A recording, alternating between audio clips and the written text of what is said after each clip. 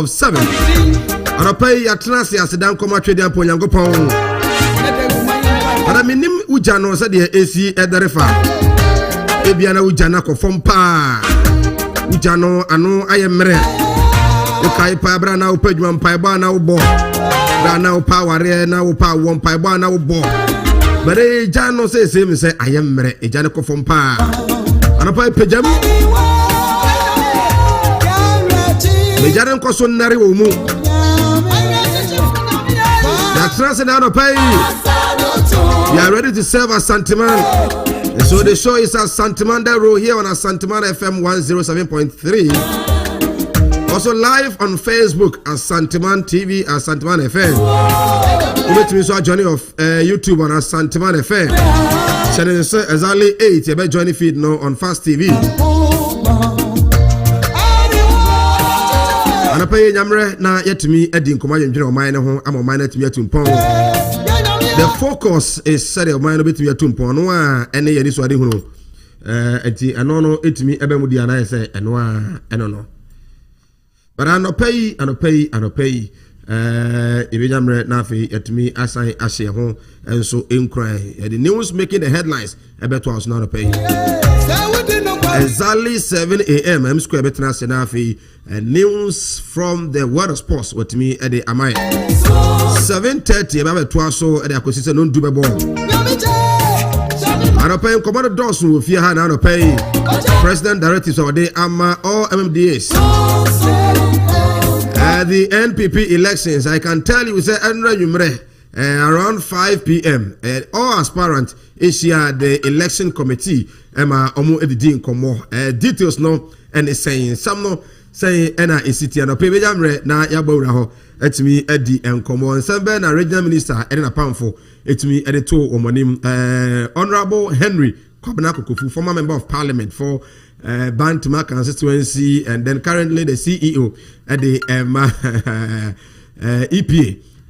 Ono ena secretary to the Ashanti Regional Elections Committee and I feel so represent the members of parliament the election we move on the committee no Honorable Akwesi Kunadu, member of parliament for Mensiano of Anopay Honorable Bisinkunya better say din komo on the elections no na afi etimi hu said won sam so esiti e wofia ha ene Anopay sanso and chairman Asare Bedi Akon and so ejinamu as an NPP Ashanti Regional chairman hopeful on also ene bi sinkunya wofia ha etimi ene din komo Pomai and so eko as a second vice chairman for the party NPP in Ashanti Regional Pomai so wofia ha ene Anopay na afi 2020 NDC parliamentary candidate for Insurance constituency Evangelist Richard Pra will also be at the studios in Bombay and so Ebefia. The program is packed this morning.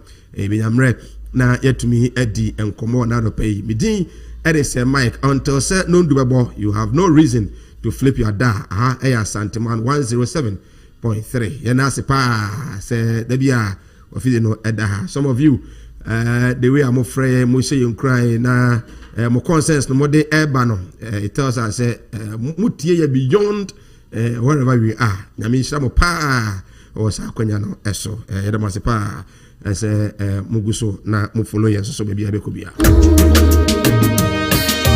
sa we chari dawa orin to me wo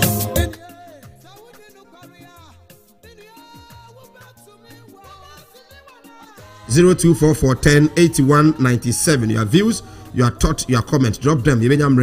Na afi to me akenkai Eddie Ama. Once again, within Eddie's mic, the program is proudly produced by Augustina Ansa and the entire crew. And pay or Hene Sroma for Suhimamuna RC and afi so the Mandela any group leader Ebwa Amede Jumedino to me Eddie Abra wherever you are. A very good morning once again. But I don't pay. Yen share your home in cry, yen to your home for. I say, we know, na a futu, na a futu no so a bar, na also what me a febi, na et me a boa. Busumi dear, why we that dear, I share me live on Facebook, Samira mo, any others are more, dodo wane kaswa, more munya da GTA on radio, Munano, when we say you to your home for, edify a juma for home. I spent almost 3 weeks advising and then trying to motivate yenu anoma omo eya adwuma ene omo nso omu ni adwuma ya e wo so mutimi eya adwuma ena yetu ye ho efo na yetu mo efo exactly eno ena ya shasia ye na this week there me dey see ho e ma adwuma ru anom so a mo nso mabie adwuma. It's very very important say yetu adwuma efofo say adwuma efo benya daje na omo betimi enya akomapa ede adwuma nso so no na yetu adwuma mpanifo nso mabie adwuma efo say omo nso ebetimi na adwuma efo nso edi ne yie say ubi adwuma na say obi anye bi amawo a nko ano untimi enye eno nti esi wonsom one enipa ti wanya vision so obi adwuma nko ade you need workers, you need staff a ombeboa ama wotimi aye adwuma no say shop kura na wabie ana say wahya ase kakra ewo babia wo bia no a say eye bantema say eye tanoso say eye edum babia utemi firi bia no stock etwa bia obi ekura no eduru babia obehia obi na wasoso mu kakra eno nti adwumayefo no eni ho a wonu abi adwuma no so no uni ho eno nti every successful business person bia be catch no say why successful through the staff ti wona wonu ye nnwuma ona ofo mu nnwuma omu ye adwuma no ye na omunya akomapa ede esom adwuma wura no na ema adwuma no so ekoso. In the same vein, every successful businessman should be able to catch it or say, "Sinadwuma na tumi atumpon a, it is because say odi nadwuma efo eni etua omka eye." Enti unya daje pa trase omai Ghana na o analyze enwuma ekoso ye pa no a, realize say adwuma efo no to wo mo dwuma wura anom no ehwe omu ye. Enti o sori abaye adwuma o wakomapa e wakukuduro e wadwempa e de ye adwuma na timi aboma adwuma na timi apeja.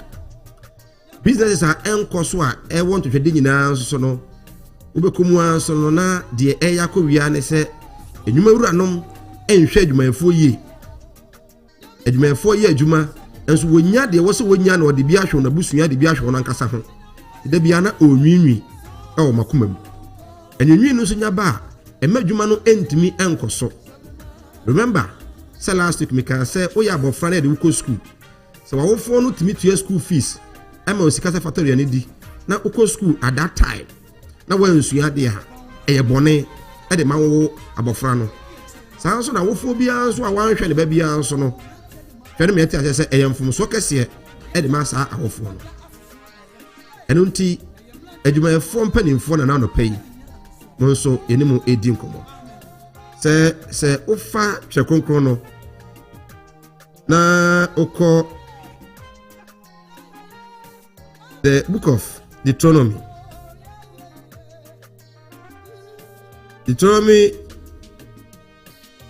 24 the verse 14. Bible say you shall not oppress the high servant who is poor and needy, whether he is one of your countrymen or one of your aliens who is in your land, in your towns. Leviticus 19 the verse 13. You shall not oppress your neighbor nor rob him. The wages of a hired man are not to remain with you all night until morning. Leviticus 19 the verse 13. You shall not oppress your neighbor nor rob him. The wages of a hired man are not to remain with you all night until morning. The wages of a hired man are not to remain with you all night until morning. Let's ojumaeni na ketua efata no. Eno nti yetu adwumayefo fo se omonyire omo ho anya adwuma yie no. Na yetu adwuma wura no monsofo. Se eye ofa no so wonkyira de wo school mu. Ofa no se onye adwuma won institution bi mu. Wafa ne de tena wo fie so onye watchman emfa ma wo. de all ye bia de abo bia no hwe ne se eni kwan so ma na katua kra na mere no so ama de ye so. Don't oppress the poor. Bebebre wa otumu se sika wo ho pa enso madwuma efo ho kire wo mo. Sika wo ho pa sika no obi adwuma no flow ekoso e flourish still adwuma efo ho kire wo mo. Sa nkrofo no Bible no memo pa enunti obi a no ne adwuma bia no kakra ese no jakonko no se fadom no ebi ne ho adwuma efu nim ebi wo ho a fadom na omo so enye nsira emfa ema ise o sori anopa adware akoye adwuma ade a eden nipa no so huntimi na so enwura wadwuma mu obesa tade obedidi obenom ti adwuma efo mpani fo madaroma we ene twakonkro no eka obetu atwa verses yato wo nya bra as adwuma wura na wakenkan Job 31:13, James 5 the verse 4, Deuteronomy 24:14, Leviticus 19:13, Leviticus 25:43, and afi Ephesians 6 the verse 9. Nyadaje na okenkan ya ebetufo eba wo yema hyehyew ama wo se ekwan a obo wankasa obo as a CEO, as a director, as a manager, ebeboa and as a emwa. A very good morning, Medin. That is Mike.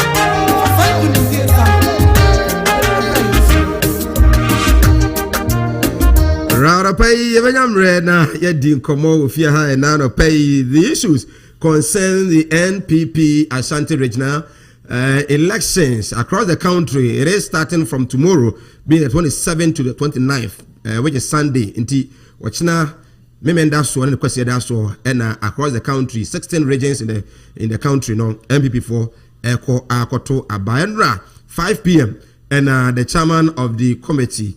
I was in Ashanti region, Simon Osei Mensa Etimi Efre Ejuma Penifo 39 Omo Ejinemu for the NPP in the various positions. No Efro Munina Etimi Edomo Eco meeting. Now meeting no Kobebre and a course was still a man for be say I was a veno no yesisa no me no ka say no pay ye bedin komopa say Penifo and me as a venue no am fan call a new venue.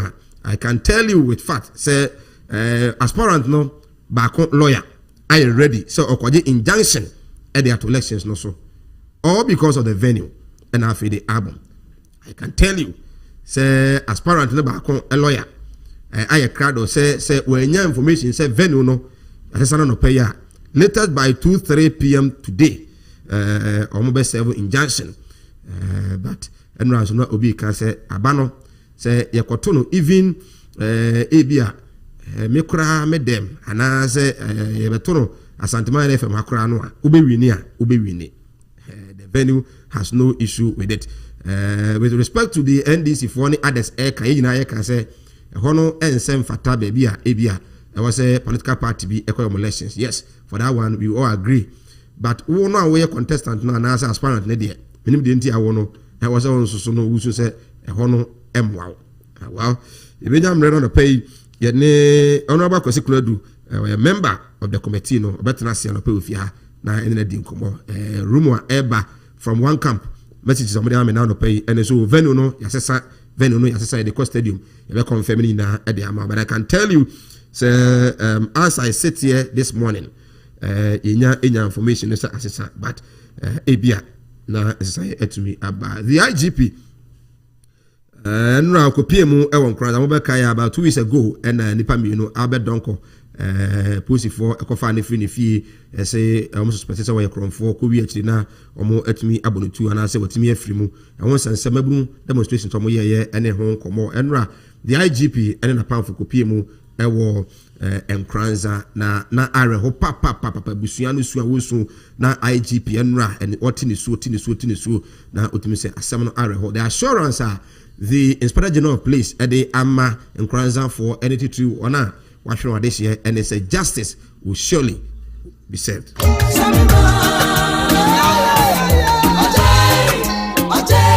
But the Ghana Police Service and tuja say omo say any radio stations, media houses, TV stations ahodo asha say say obi kura na yere enyantokwa obi kura no abayo no pene so ma bema no ene ne sia eda na afi bibi kosi mu a na onya daje na kwatra radio station na ye media no ye na ya be ye nkrofo esisi aware obi kura no bu obi kwase a media no ye na asam ne ye ka nti se eye no kure se eye no kure na ya huru nipa no wo radio station ni TV stations ebe ko wi ekse kura so no ebe ko mu no na asam ne ye no kure enye no kure so a ye nsan abonte kwa meka woni aka ne keto bi wo asam ye kan se eye no kure ye twagu but ni amani nipa no the be 2 hours be 4 days obi tumi tra radio sika se papa no we me horo ne pa wa mafia ha me humi a me horo ne pa any information free the police service no eba dogs near that day ka say enche kra omo de megwa kwa mu a settling marriage issues on radio was saying na no itimi ejai na me mente ase say Augustine ya baywa no bi ehunu so odo no na ona kaka na afa na omoko ya na video etina ni so a na odna kotana radio station say ebunu kwase na o ko ware ye no abusuafo ba mu a ebusa asa dance ni ne hwan fa na ware no bedi mu dance pa na be ma ne side mi nu asore me oba ne side na fa ware ni egu ana egu ya o de ko radio station no wo ware no no mo wo bia na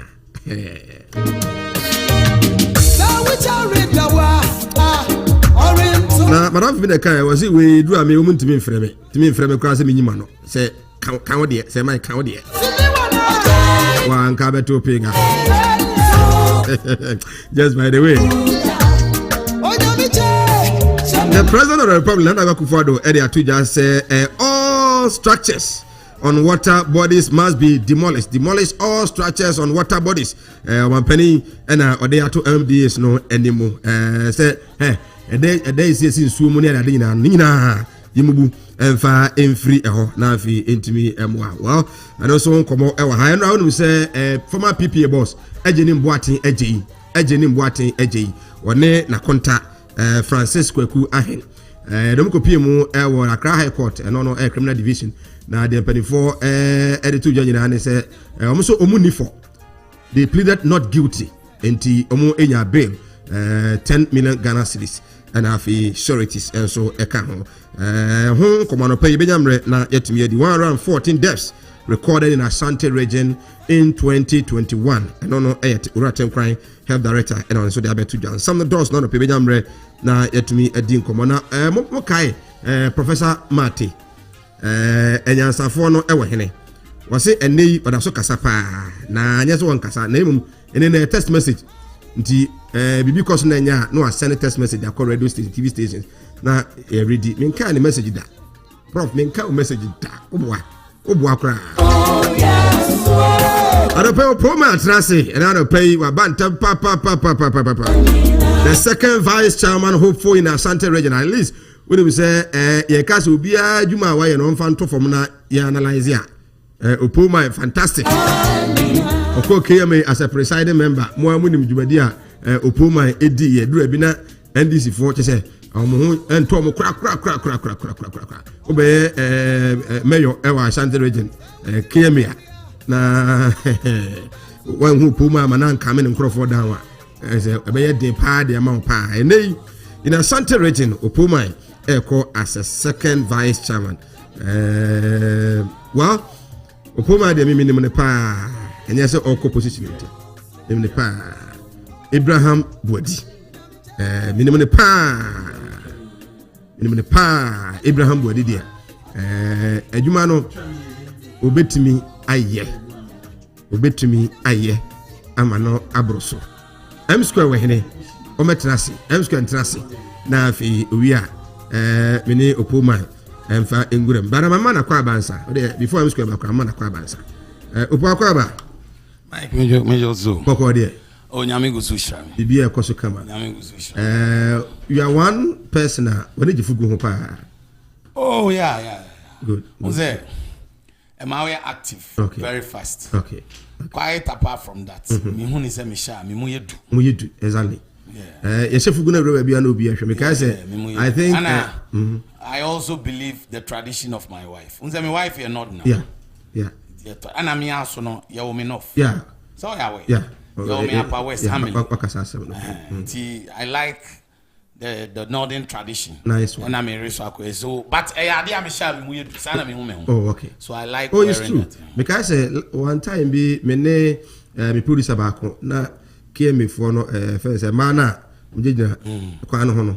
I'm direct cast no me lodu ha na ade na ya pon so ma chefu gui na me kujina bi na me hwe omo.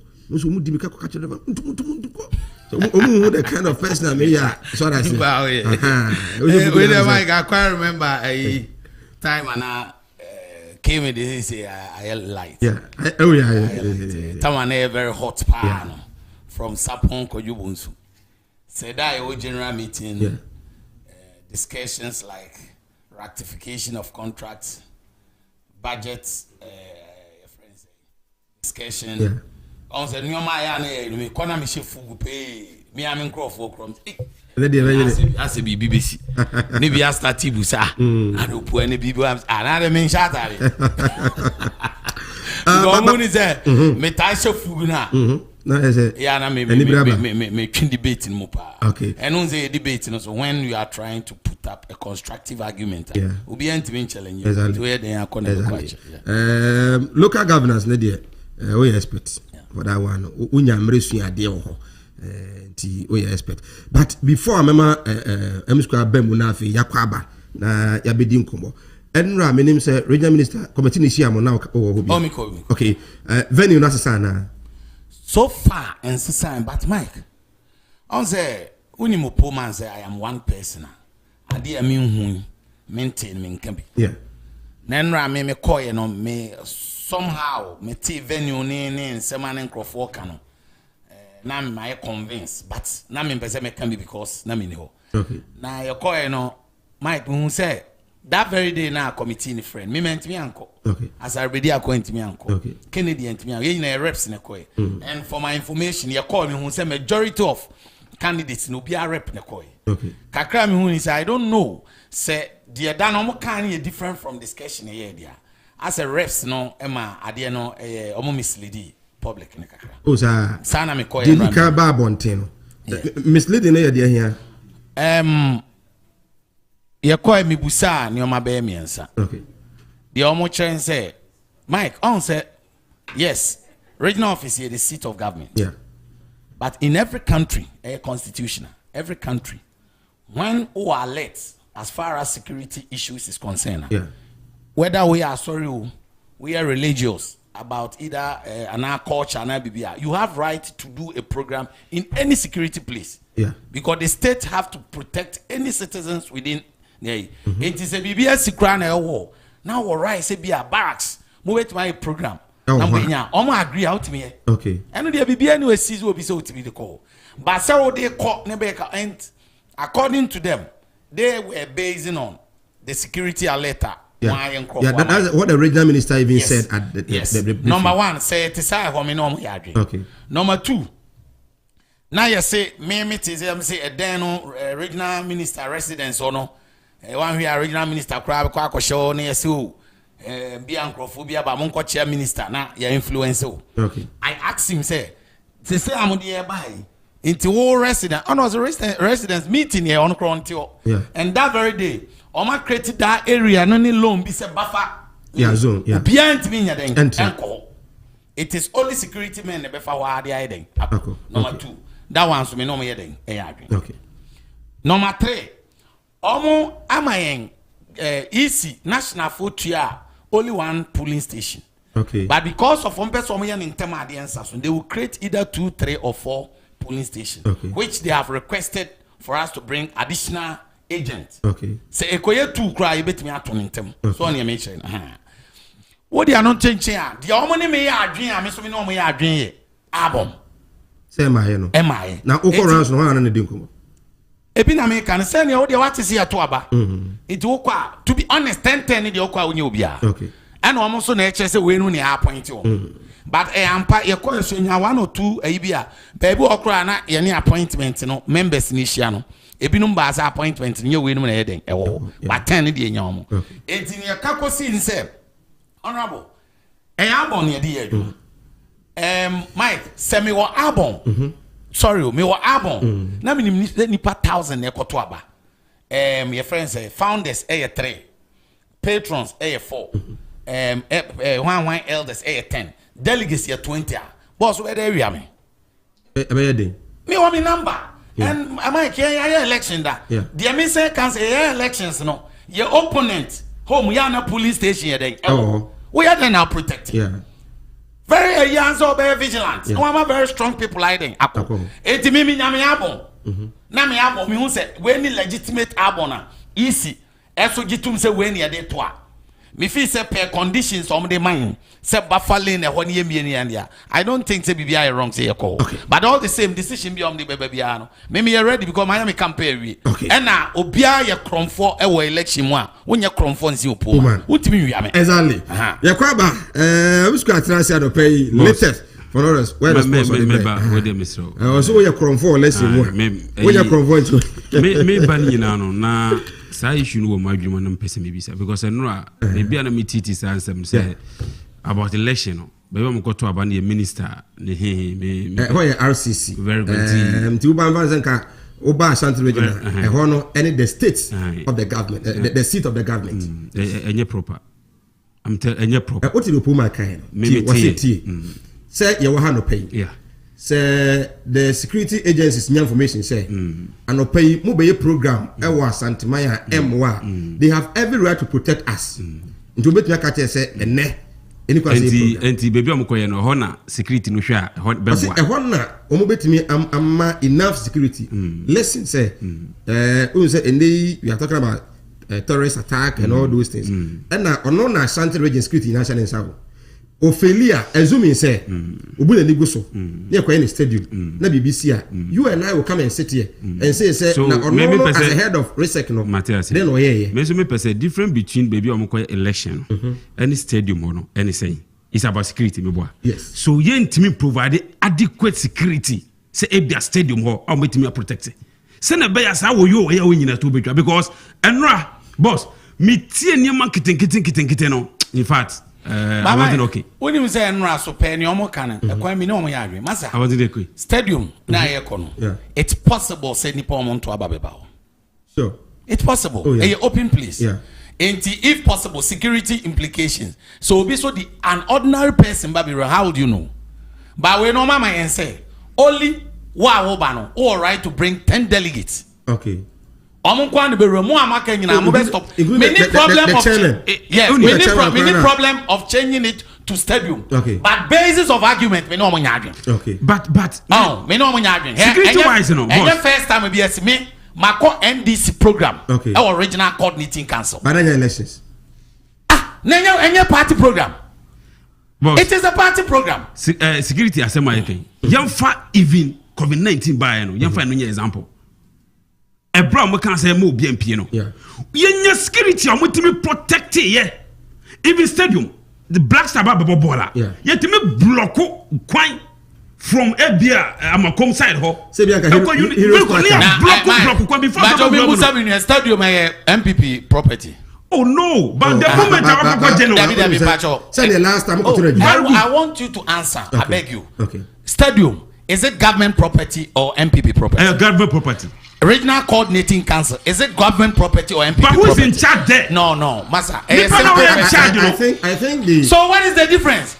They all can we need open place. Young public friends and church. Open place. place. Point. Argument. I mean, Tiasi and say stadium. Government property. I must say at the RCC there are staffs there. What is that? There are staffs there at the RCC. And the staffs now mobile Juma Friday now. These elections may distract them. I will agree with you. I've a woman, very good point. But Mimi can say point on security, point on seat of government. I don't agree with them. Okay. This is not when you go to court and you are defending your case. You set up precedence. Is it the first time the BBC? best placer security be by RCC.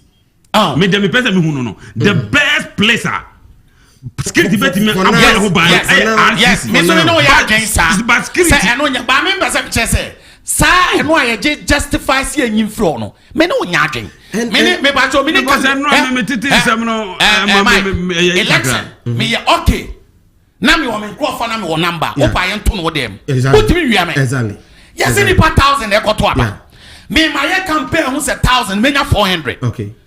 Yes, for agent mra. What do the aba me diaba? What they have na dey na be me. This a wani nya den. And now this a wani now. Enti I will have agreed. Me regional minister. My good me nua okay. Me ne be adwen.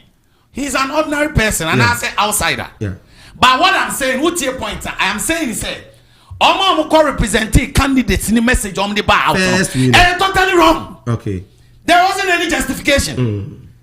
Because after meeting no one buy yes. No enye. Omo the bar because cook and call for cook and call cooker.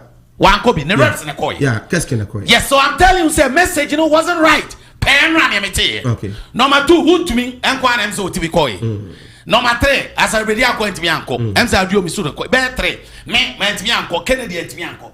It tells you, say, your reps in a coin, message normally buy out. And you're right. The normal yard you defending the immunity can be.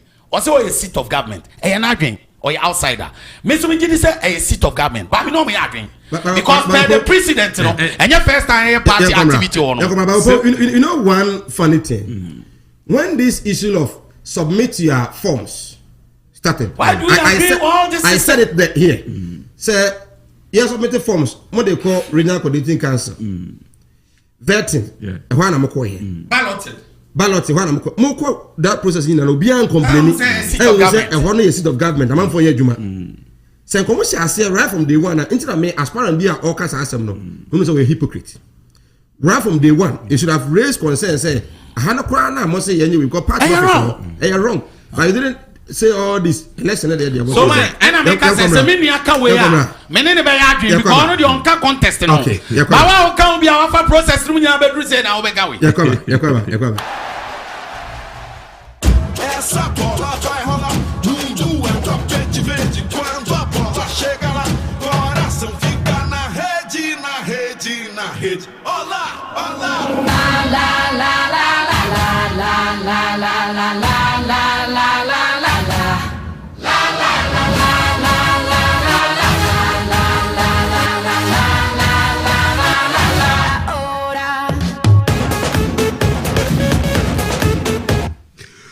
yes, Sama Obibia Aquaba from Asanteman 107.3 FM Brasso, Seri Asantemated Bisporsono, Etimi Edibra Babia Wobiano, Brabe Cameron, Niamfa Asantemated Bisporsono, Etimi Enfambro, a idea Sir Mike, and Moten and Cano, a idea what the AM Asantemada Bruno. Aquacube Brassos M Square Metrasi, number Asantemated Bisporsono, Etimi Edibra Babia Wobiano, Brabe Cameron to a Jumadino, so a idea Pasta Eben Babia Wobiano. Utie Jumadi no past heaven, Mamin Chow and Ano pay our Jumadi so now and some now and that dear Edoso papa what I say.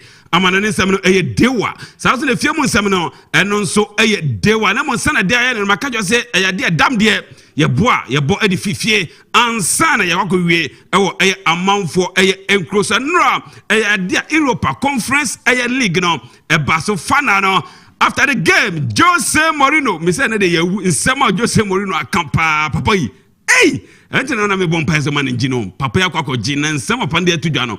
Ano de papa afanya jan no Ghana ni wambobi na sa osai no masa na ano de sa anso so na brand fe Tommy Abraham sa nsem nyina no ye ko amanane a ye de bebro na mo efiam nsem no de makachi o se eno so edoso chantonam squad no anawaka or the ababetu dwa we no kan nsio kra be the first to know yana ede be ma ewo dwumade so House of Folk players ben make ye local Black Stars Kotoko players ben Ghanaian clubs no players ben and mo make into local Black Star squad no sa enso so ana Mediama and Kotoko no dia gate fee ababetu dwa Ghana Black Stars dia 2023 AFCON qualifier Ghana and Madagascar Dabay in a game no ebaso media accreditation ababetudwa sa enso so ana gate fee no ni nyina mpanyifo ababetudwa anti stick and stay ni ntimi fa dwumade no ntimi enfambra na production team na ababawa ye friend Gastina ene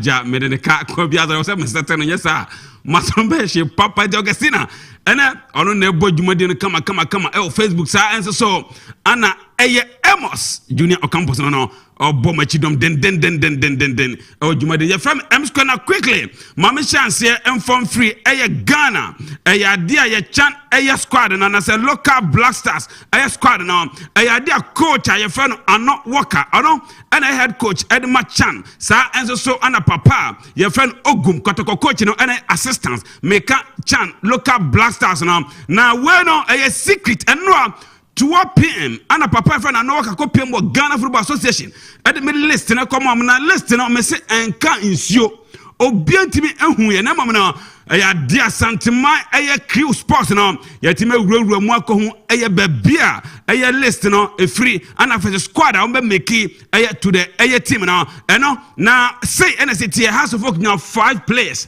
Kotoko 5 players other teams no ebinya 4 ebinya 3 na okopiem a dey House of Folk players am make into the squad no say NST Adia branch friend Muhammad Alasa o make into the squad. A branch here friend Di Maria Salif Ibrahim Suraj Sedo Richard Atta Anafe so a free banye when 5 players are omu PMO ewo local Black Star from House of Folk uko PMO Krobia Kumasi Asante Kotokwasoya goalkeeper Ibrahim Danla o make squad no Mmda'S Sarifu Richard Buedu Agadas Imoro Ibrahim and a branch friend Abdugani Ishmael way any players omu free Bia Kumasi Asante Kotokwasoya Bechem United players omu make into the Black Star Mika local no a brand even of guessing Okra Sanso Anna Samu Osaikufu Anna Abdullah this goalkeeper no masa wunim da papa Abdullah this no uko PM ewo Boboko aya from Dreams FC Asoya so a brand even Augustine Boateng Maswat Ata Ibrahim Issa when the players omu free Boboko from Dreams FC Karela United players now a brand friend Omar Bashiru or Gessin Aaronfdorf where any 2 players or free Boboko from Carrera United uko pemwa Adriana Stars Sam Adams and Bright Ajay omufri Adriana Stars make it to the squad local Blacks afa Mediama a brand even visitor tenga sanso ana uko pemwa wafa kunadu yadom Accra Lions no Dominic Asambila sanso na RTU a brand friend Auguste from Pom Legon Cities Jonah Atikwe Ashgold yaw ano and to way any players dear coach friend anowa kamisi wenu nya baby this Asanteman one coach friend Ogum o matimi aka o muti apa ho a o mudi bibia koso kama na makanchiro say Ghana Blacks anyame bo 30th of May dear Ghana any Madagascar ball way no AFCON qualifier Cape Coast Sports Stadium na mo say yi take it in ya adwuma yi take it say dem say abatras here ebe adwuma na say na say popular stand no 20 Ghana cedi and a VIP 50 Ghana cedi ade am say yi take it no o de boss star 711 hash star 711 hash ubo abo se bibia beko ye kama etimi ede amount adwuma de so afema men ko PM club issue kakra ade aboboko from media manyambo akosiara o mane Asante Kotoko ana bebo na ade amuse Kotoko pa momba Kotoko pa muntre fi momba Kotoko nim no munim no mo ba omo so be papa no mo the gate fee no dia 20 Ghana cedi popular 50 Ghana cedis VIP the same thing to Black Star there no etemedia ma compact omo so mo catch kotoko mpom ba gate fee no popular stand 20 Ghana cedis ana popular VIP no 50 Ghana cedis na former House of Folk player and a Black Star player, your friend Sam Johnson, do one friend for you. What's what catch a Ghana Football Association? A dear match fixing scandal. No, omo de abetu do mo bandit players no be, a bandit coaches no be no. A dear for you so was sre impenyifonya abotre na omo nte ban no so kakra. Anko ban side one hwe a be ya rohosem. Enti a dear former House of Folk player. And after so Black Star player Sam Johnson, do one friend for you was sre. Omontete band no so na ano odin dodo yanko ne nkotie nsema Sam Johnson etimedi to yanim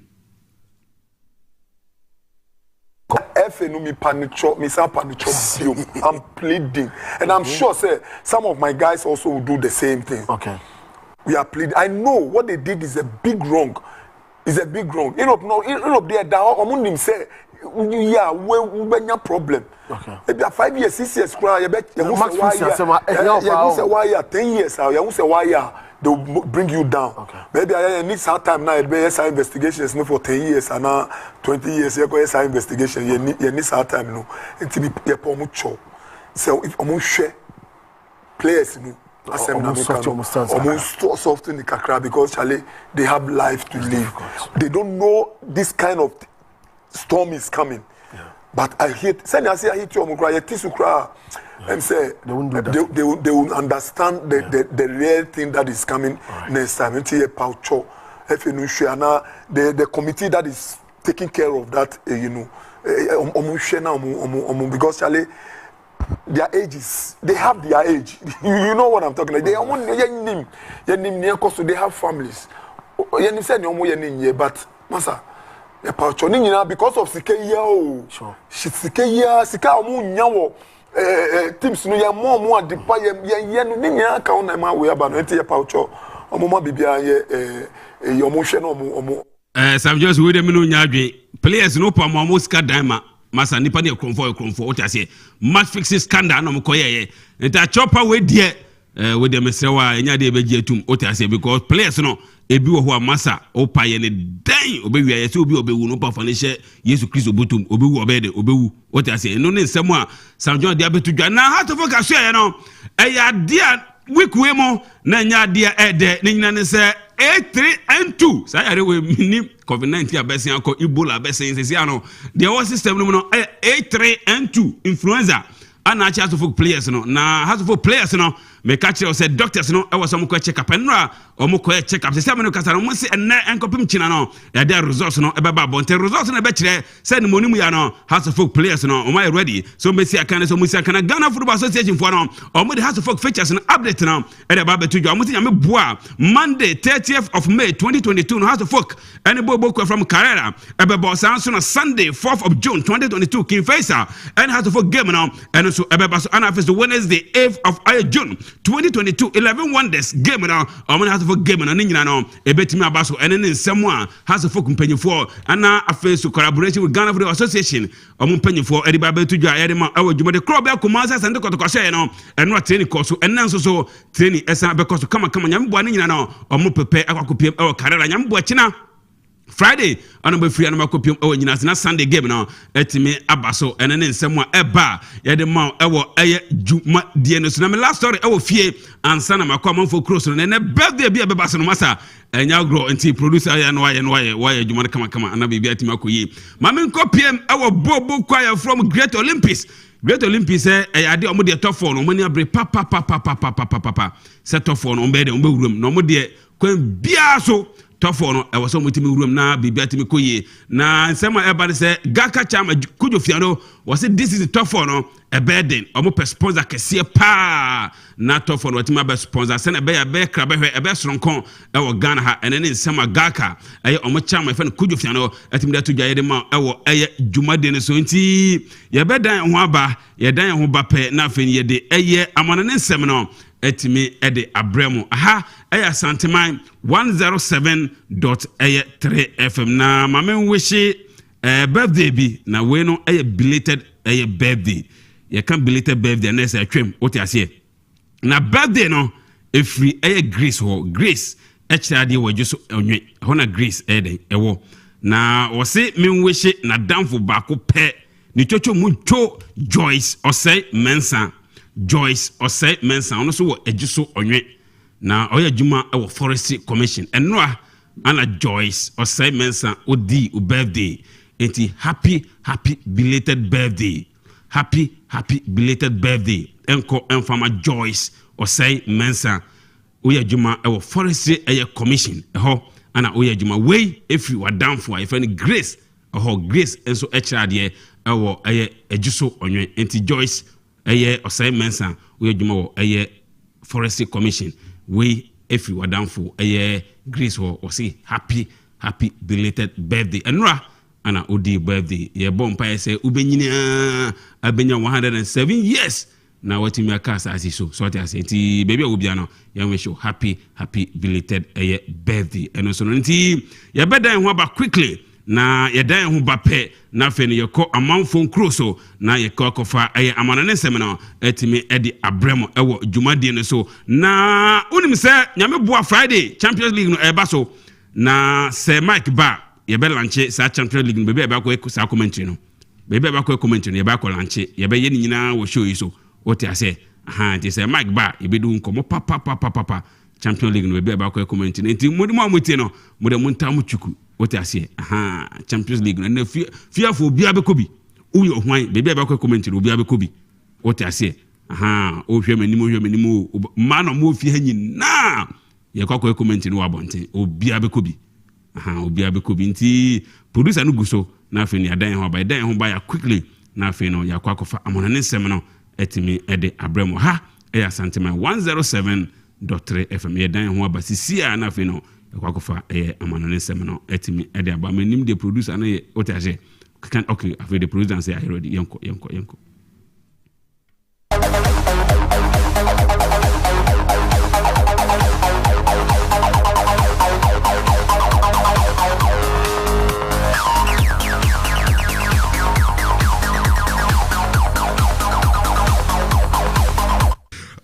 Come on from close so quickly nanko fa amanane sem no entimi famra nura de rofa Europa conference game no fana no etimi eba so wo Albania stadium me katera na ho ana game no eba so de bobo kwa from AS Roma omo na final this year na bawe no na de bobo kwa from AS Roma Brantier fan Nicolo Zaniolo ono captain fantastic de 32nd minute first half no ono nya go no ma AS Roma de final ye beti sa de second half no ye bobo kwa from final nkwana na mobo omo ye omo ntimi ante bawe no de Jose Mourinho ni mrante no de first edition of Conference League no Jose Mourinho atimi aboa ama AS Roma omo atimi age trophy no atimi edesi omo na so after the game no insembe brena ana Jose Mourinho de tudwa sa so na Brentford Nicolo Zaniolo ono so de tudwa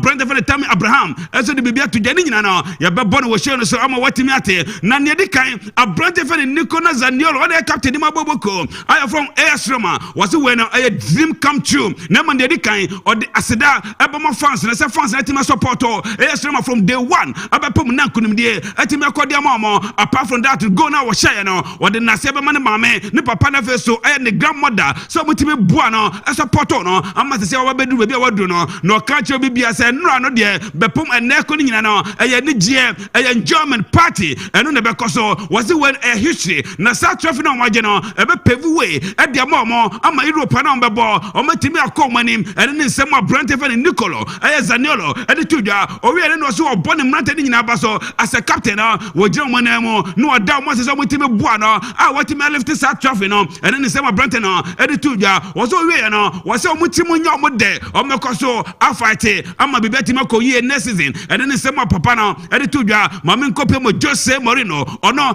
ene ye coach ene ma AS Roma na Jose Mourinho no mesi hishia wa no masa enya dia eye bete kra ni nyina se si amenu kasa no Jose Mourinho ababa first manager wati maji trophy bia organized by UEFA ni nyina ne se bra no Porto or the FC Porto at the Champions League and a Diomoje Europa and a copiemo or Bobo from Inter Milan or so the Omoje Champions League and a copiemo Manchester United or the Omoje Europa and after was a Piemo or AS Roma what the Omoje Conference League no and the Jose Mourinho a dear 5 trophy organized by UEFA no and the Jose Mourinho at Imaji Wababe first manager was so and the Jose Mourinho after the game on the fingers Maku enum adiche wiase for na nyina so bia mehwe se me Jose Mourinho no ya dia trophy Maku 5 ana matimi age ni nyina ne se Jose Mourinho se bra oba game no amanfo ka kire no se Giovanni Trapattoni on the only manager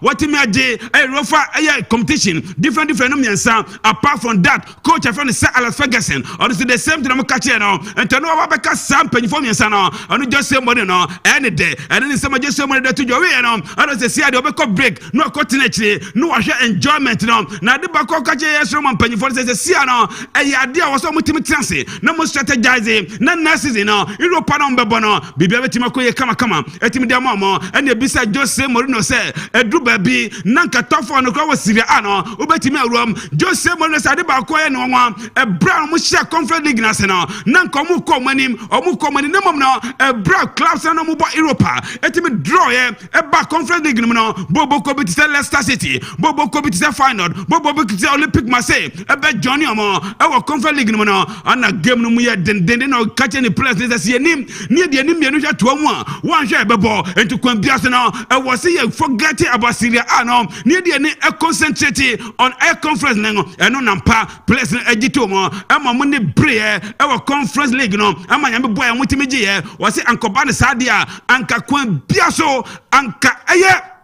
Syria ano akometi ma place top 4 ene se ma Jose Mourinho tudwa o we de business obatina ana so be ko se na ho na wo free na no ana wo so na no enya ade obeta frequent bias no oni Jose Mourinho no obetina na mo wo kan champion for so mo trase no mo tutu ne ma ye for the next season ene se ma Jose Mourinho etim de tudwa de ma e wo adwuma de ne so apart from that Brent for Tommy Abraham was on there ni giankoa na se ade e koso e bobo kwa from AS Roma and Sama Tommy Abraham edi tudwa na Brent FM na fanya jan obe join mo Facebook Asanteman 107.3 Facebook Asanteman 107.3 afanya jan otra bench sa wambo bio na mu wie ya zonto pa Brent ni di sim no masa na no den papa zonto Brent ni sai enya sem ketua na Brent ya feno aye Tommy Abraham or the same tudwa na Tommy Abraham there was so catch bibia say ono oda aye Nigeria for na say ne say o Nigeria kura no nipa dodo se na ni mo Nigeria ho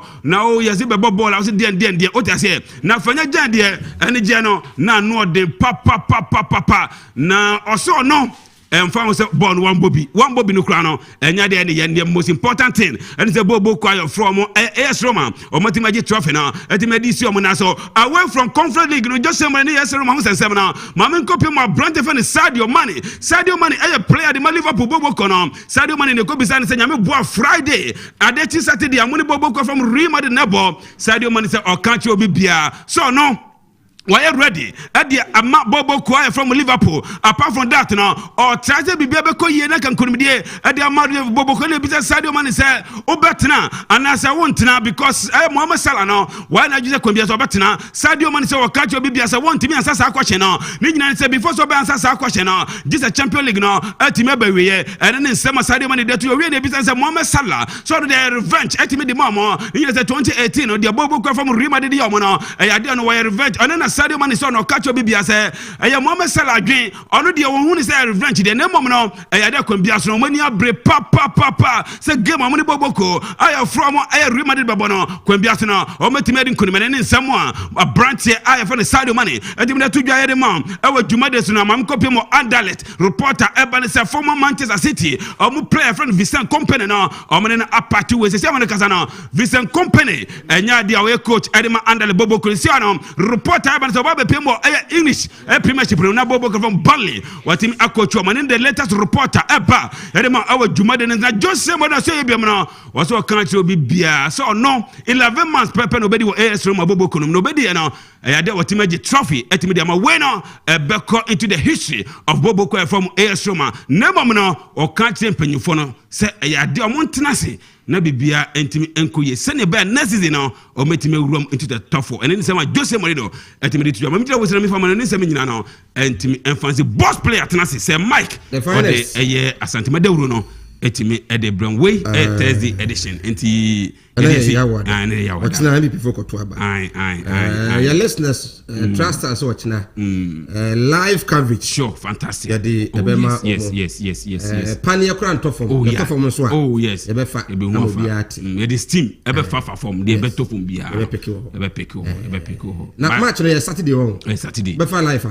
na na confirmation aba money matters so fine Kodua Junction Kodua Kodua Junction money matters money matters Kodua Junction no fine Kodua tafo oko woni mu before say obedru na ka me pay kra dia mamo to nso amamo nso tafo sa ogro tafo do emodu Kodua Junction money matters before so obedru la posada no junction na ewo hono ma ehona mo be fa live fantastic place ehona comment no be ba so money matters obi akobi Juma for obi owe bia baby yes money matters say enyumre 7 oh ade yana say ska mo tere kan ya do tere nyamre na yedi nkomo ho pa right higher Asanteman 107.3 aropay the show is very packed opoma ewa ha member of parliament for Mensia North akwasi kunadu ewo aha honorable kwabno wusu aduomi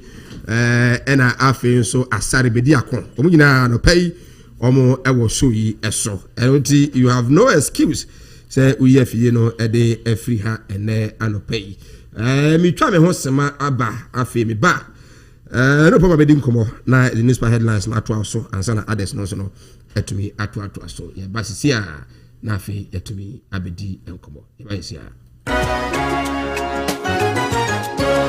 Don't come me, Mr. Don't come me. Mr. Don't come me on the way. Mr. Don't come me, you'll be a Bayajina too. No assign cratamano. She said, "Oh, pursue papa and papa, shed papa, and Mr. Don't come me as well. Engagement, outdooring, wedding away. And a Jumacona woman, ya shout to a suit and a shall make for Mr. Don't come me as well. Mr. Don't come me cry over him. Mr. Don't come me or boss from my brown son or so on my Frabon son and Mr. Don't come me or be a better. Now, face so we're teaching the bench yet. Now open the number now. Frahoma true for you. 0249 092824. Mrs. Subian 0249 092824. From Mr. Don't come in. Nadia will pay me our Sabeka. Don't come here. The best suit shop in the world. Sir Mike, the only say in the Shanty Morning Show. Sir Mike, our home will be a Sampaetia. Obayansa foso wo munubia wanka na asem. Say mafutu sam kakre wa supeme.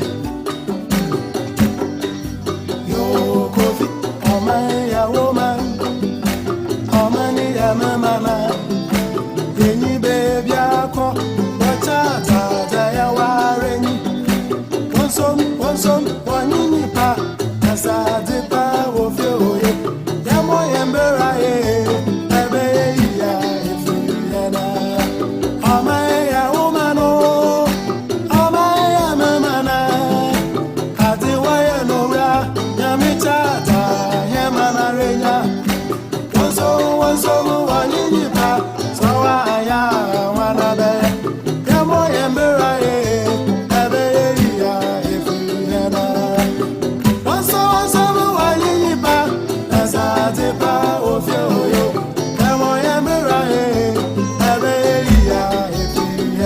Rather, we see our pay and some watching near Mwakwa by 36 past the hour of 7 a.m. Higher Asanteman 107.3. On my no enkanko in Peja, Ejamino Mino Eso. You bet me a complaining a blame leaders, but I believe say few of them in a LDA but 30.8 million Ghanaians. 8 Neda Sokrano, a candidacy poa. A bro ana omunuru 8 na daso no eno nti dodo no ano na yetima mufo ebetimi aye ama oman no etimi apagya nti ano pay bia obi ana ye mo ache ne ese mo akọ aba ne da asese wanya amre wutie ye no na yasere wo se akra betimi aye de aboma man na etimi apagya no omodin ana eye wonsum one enipa me kakrawa no kakrawa emo my Ghana etwa fa no papa efra in as much say e be complaining say obi nya ni yi yen so ye dia ye nya ni doso pa fi ye ne dodo no ti yen kamum ne yemwa na oman no entumi empeja nsoma trase no pay ko akrata ne guranim tem na fi penifo no so entwaso papers no na delegate ni pa bi ka kire me de bi amoye mo ade ande mo ya mo papers na come details do dem twan taw so akwaba yeah, I just say Mike. Yes, and I like your outfit. Oh, okay, Mmda'S. O top no so me fe. Thank you. Design Asanteman minim ni din. Ma we no. Aye. Be. Okay, ba me pambi. Min to be ma wana. Oh, to ma me anka Mmda'S. Min to be ma. Pa, Mmda'S. Next week Thursday come. Why? Oh, okay. Why easy for na me to be ma. Why? Matia. Good. Family wem krakata. Ebra son se ko wakrata no yede na poso ebesomo. Said ye mo ankasa ma logic complain say ye do mo sukododo no. Enyo mo na logic complain. Me say me colleague bi an daily guide. And logic complain. Enye tifu. Omiento opasi ya chese se ye do mo sukosa na ya omogoto. Omotie wi. Ene ye boboso ene enti ene de opo beto.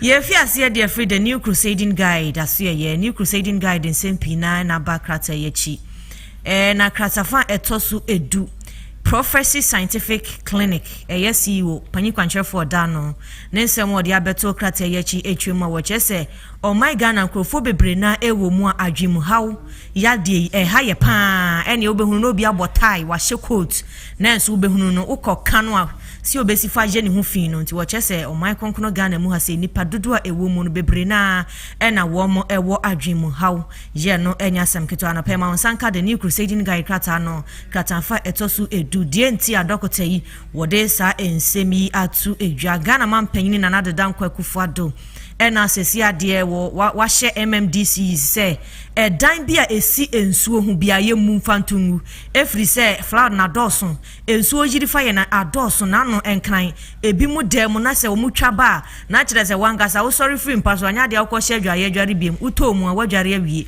Ghana man panyin eche se we nyina eyensem bia ense emfata o my Ghana yakoye nim enu ntin wa hye MMDC say dan bia esi ensuo hu bia ye mu emfantungu nti sa bredi ye se wo dan esi ensuo hu a na wankasa no hunu se utiate na ensem foforo mu nso na local companies the Greek minister chese was support wo mo aboa ama fertilizer no wo mo atimia produce said ye be yakuafo yen so ye ho ebeto yen ochehene eda krata yachi ne buafu ye pan sign forest ho nsensem a ekoso ntino na ochehene chese ne buafu ye pan ya enye asem ketua occupy Ghana fo nso the wo mo so nsem mo de aba krata yachi echemu se achimota forest ho nsensem no se sia de Ghana man panyin mo kwan na chese omunso enye hwehwemu emfa ho tiano pema onsanka the new crusading guide ensempi na aka wenim ho na wode aba the daily graphic na yede etwa so Ghana man panyin nsem no ewo krata yachi ya wahye MMDC yi se wo mudan yegu wonso hu nyina fantungu no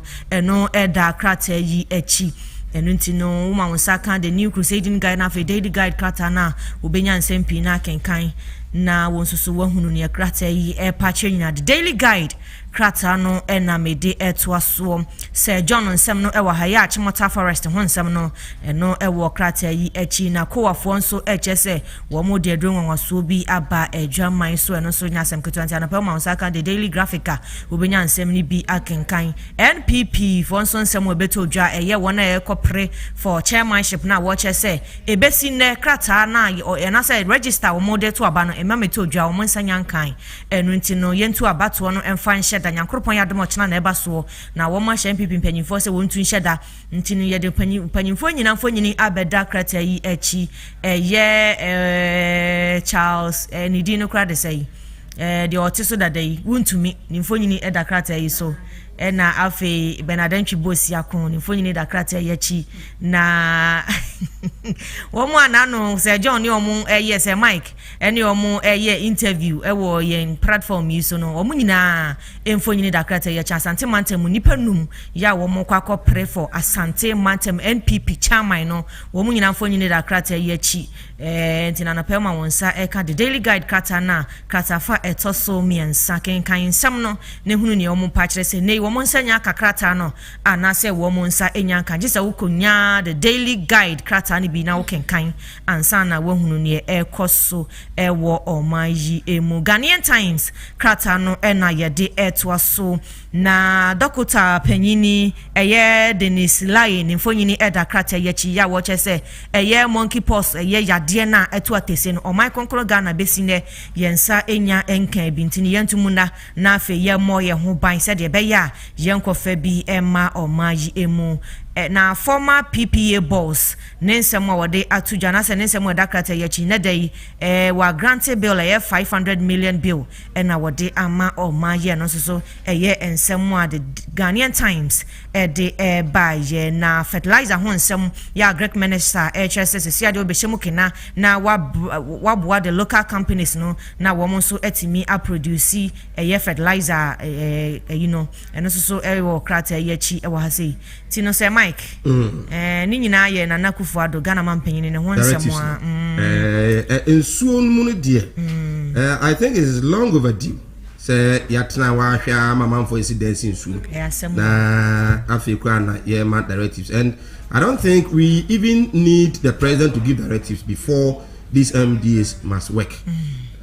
Emra water bodies or waterways in Sidai ensuo ntimi in the kwan na sema ya musa se hwan mo na ton asase no edema because asase nya se da ho na nipa no kosi dan ni si so obi na ton asase no edema wo mo no so another question why na ton asase no so another question pai mudru well yana se no pay yana se na afi yentoa eso the information are eba from Kumawu we are delegate who contest regional elections na o peti enti bi ama wona obeto abanyame adom ochina team ya no pay they confirm the amount say okọ Kumawu constituency ya the injunction ato omo eso into the 17 executives coming from the Kumawu constituency some be take part in this year's NPP Ashanti regional elections no omo ntimi nto abane bi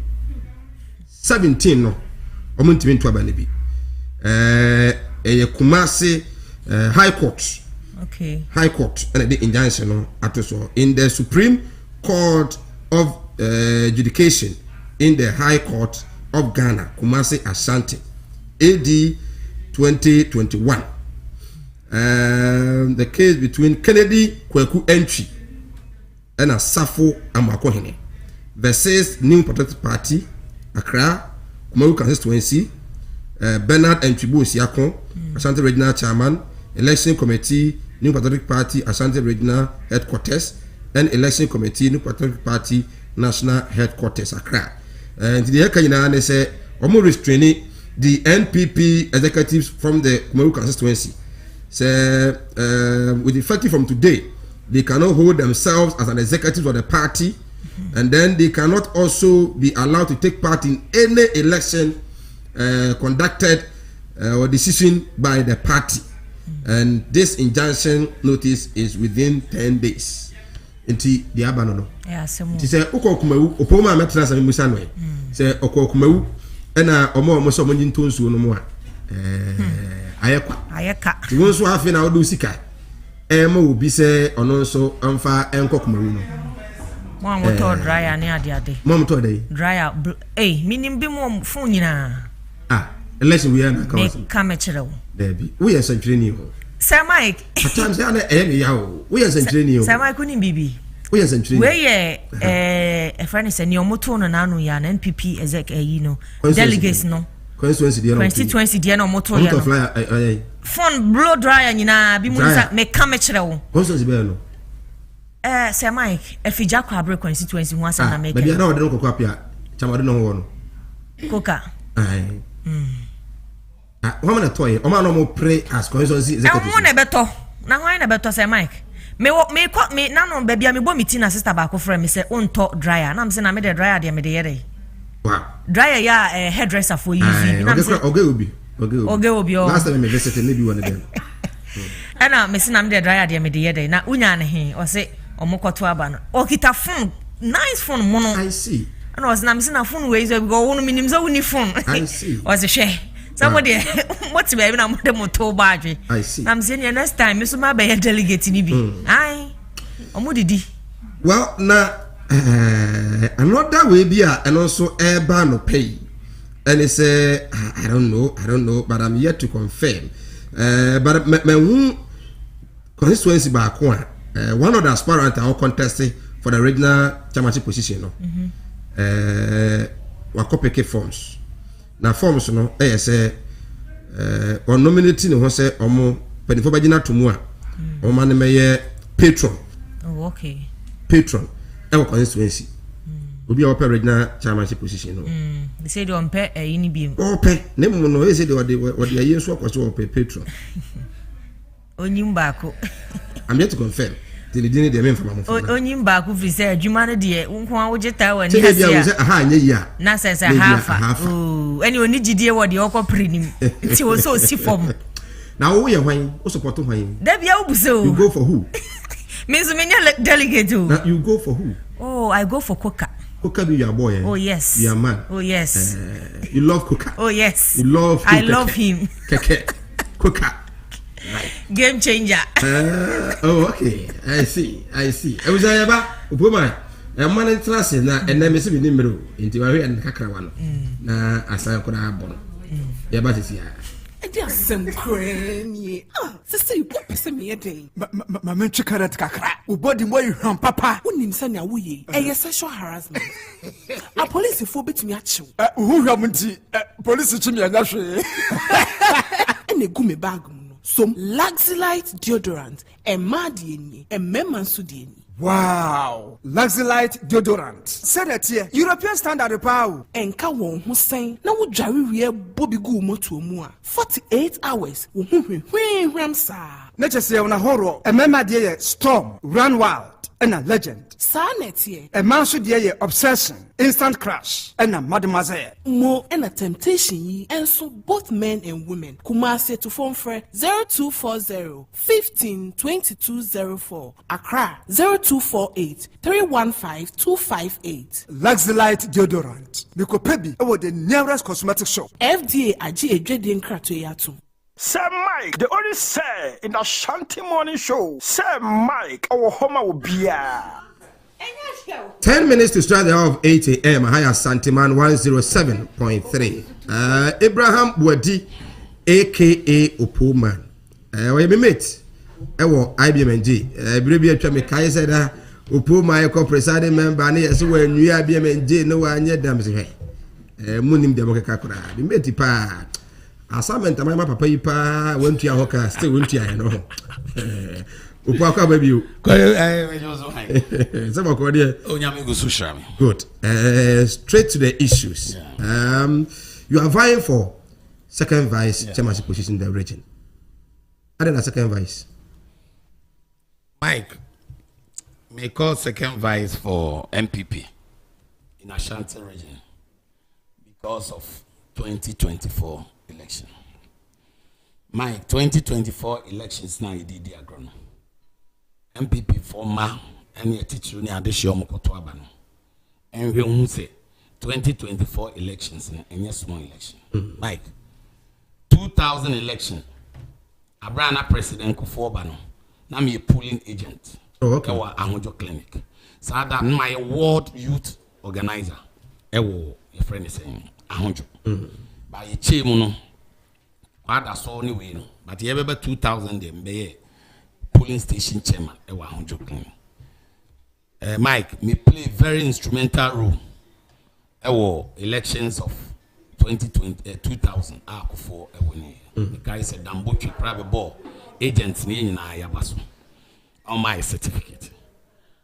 My 2016 election so I'm a member of the communication team and operation teams in Ashanti region. Certain committee on creating mine.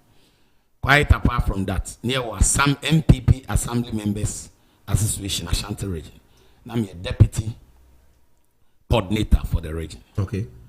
Now the American Newman, my comparison, 2 elections a year, me will be an in and play rule as compared to 2024. Sending me Mike, me who said 2024 elections no, a more bigger than me. 24 dear. I'm telling you. At the end, it is not easy. A record no be a piece of breaking. And I end this force by price. My break is a record now. So ultimately. And Mike, Obia wo ye record no. Unya extra strength. How the be break record. Okay. It's say the da no unya ndrumu the breaking cry then heading. And can normal process no. Ube breaking record that we equalize an answer. And we breaking. They say you na equalize Obia ko 2-2.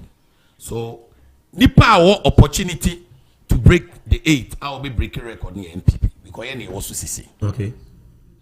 Mike, this election is not easy. Eden. Say Eden there. Near experience, dedicated people like Opoma. Near Kapati no me awini. Minim say 2020 elections no na monamurem sabi mufri kumase eko some constituencies ni wodi bi ase such a fan place in 2016. That was 2016. Yeah. Okay. My main show munkakra. Mike. That is why I make catch MPP ma umutie me say. So man show Pullman and Munyam by giving him this particular position. Ebe putu mrantie bebre off. So then I'm more than the red nini bibi abeshe party no why adwuma. Why am I saying this? Mike 2016 ayekoye elections no. So obekaya. Na me assemblyman. Na Mike ye wa na ye national chairman. Ifrak Rabbi Freddie Blee. Asema making well be who you Freddie Blee be between person. Mike all banipa no kan ho dambotwe mu ho no so musa. On be see ye papa chairman want to be the current chairman. I'm afraid nipa me no pe e wa Ashanti region. Mike, look at the big region like this. Yeah. Ye friend nipa me no. It tells you how important we are. Eye Nana Kofi Senya and Honorable Opoma. Wow. Mike, oh, by no, someone the 2 years, say, Opoma, NDC for a press conference, almost 1.5 million votes. I think you remember. Yeah. So, okay. Yeah. Immediately after the friend is saying, press conference, in 3 weeks, party, no, so AMPP party, picking Intel, very dangerous. Mike, now 1.5 million now, no be use 4 chief executives and 4 constituencies in our district, and they achieve that aims and objectives. Now omo use bosome frame. Okay. No more use just Jabin. Satam ne just Jabin. Okay. Yeah. Omo use Kumasi. Okay. Now fi omo use Ebuakwa oni Obama on that time. Okay. Achuma. So when Achuma. Achuma. Okay. Inti Opoma. That time na MPP opposition. Na NDC na power. Inti Opoma. Samo ye NDC MPP 4 pa. Modo party MPP. This samo ye nyoma 9 we mai. Samo ntimi anye sa nyoma 9 na. Party no. Ye power ye beba ne be yedin. Yeah man. Nyoma 9 be am se jise. Ene man na memfantuja. O metimi da me kan be antia. Oh okay. Okay. I will say we the attempt. Okay. This is operation ya sheshe be before. We need encounter. Okay. It is NDC 40 norm the year you cry. Me my year from machine ya sheshe won chen. Wow. E chen dey buy. Opoma nyoma 9 na amaye no. Jese mu yi kwadwo so free o mai. Okay. Jese mu yi yamu aponko. That time because of elections in norm the yamu aponko back. Obeka ya. Yeah. Not then back. Yeah, FIFA. Yes. It jese Opoma must stop. Say em fire yamu aponko ma. Jese mu yi Kwame Adakwa ifri bosom from ena Obama. Mike, that time no na kwadwo bonsu de 1 hour 47 minutes aje diplomatic passport amane. Wow. 1 hour 47 minutes no ade aje diplomatic passport amane. Wa na your opponent no. Yeah. Na kwadwo bonsu di mako Germany. na kwadwobonso de mako South Africa na me sa ne kwadwobonso ba be ko Canada Women's World Cup samokaya Yeah. Quite apart from that, sometimes Friday do na kwadwobonso twa ticket man be at 5:30 na me 5:30 flight edikan me kwa meaning say that time na honorable kwadwobonso na ne oba bi lawyer toda on be share me toda so me fa car na makono makotwen holidays in Mike so holidays in Accra Airport residential yeah one of the 5-star hotels say phone be swap biggest hotel the producer ko be yes na me kona ye de me da 5-star hotel na me jojo me ho na Mike me two me 5-star hotel sika nso me kwa hona na me da ona na me tai no muhia kodwo me di nkomo bi e Julius Debra no Alexander Ajekum of Brekum. So nim na I might go back Alexander Ajekum. And afi ni Lamte Vanderpoy. Mike NDC force die omuni manije no nim sikadi. Mukasa omo ma enjoyment papa ni bi manka na mboa politics ni. The enjoyment dey no mama bi. But Mike, because of na me drain the future of my party MPP. Because na me do me party MPP. Because na me feel say party MPP ba ni pa dodo no beto no a chense me opoma me nko ameji say ni jewe no. I supported the idea. Abra obi ana me ne beko Canada. Odi matutu kwan no. One more diplomatic passport. Yes, all this luxury that this person was given to me no. Me join the party MPP. Okay. Am I from Mike? And no cry it me ye kwadwobonso obeka ye start we joso. Because tonight joso 1 month 3 weeks. And ye yamwaponko wonjwa. Mike, yamwaponko yo bi a ohumi ma misika. Menene ko to e restaurant ana choba odidi a obema dibi ana obitua me dia mame. But all these things no, na me so me game me party MPP. But I decided to support my party's tradition, my party's agenda. And I will live the luxury that these people were giving to me. Mike, adie ba kwa ya me say empo me party ba power. Metro local government minister and the secular buy say obia we presiding member of municipal metropolitan assembly no local government and assembly no me service passport or diplomatic passport man. Okay. Mike, me obia na me wo passport ni da but na ewu. Enti ye be ye bia ma obi ene me am obi de ka wan na the renewal the easy cry. Yeah let us to also the original office. You see endorse ma Opoma because Opoma e harding. Me am party ba na wo no watimi abon party na ba party ba me de me kra adwuma me future nyina to ama party no. No correct. Me de buy no. Regional administration led by my own regional minister Opoma because of one or two things between on and Kwadwobonso. I am saying this not I'm against him. I am saying this for you to know nipa ye trusting the position here then. Mike, nipa say nemu omabam emumunja MPP adwai. Nipa say oh no. Nipa say nemu omabam momunya party adwai. But I am still doing the party's job. I still love the party MPP. Mike, niyama mi de me ho share this election mo any say proud unjina we o mani abre.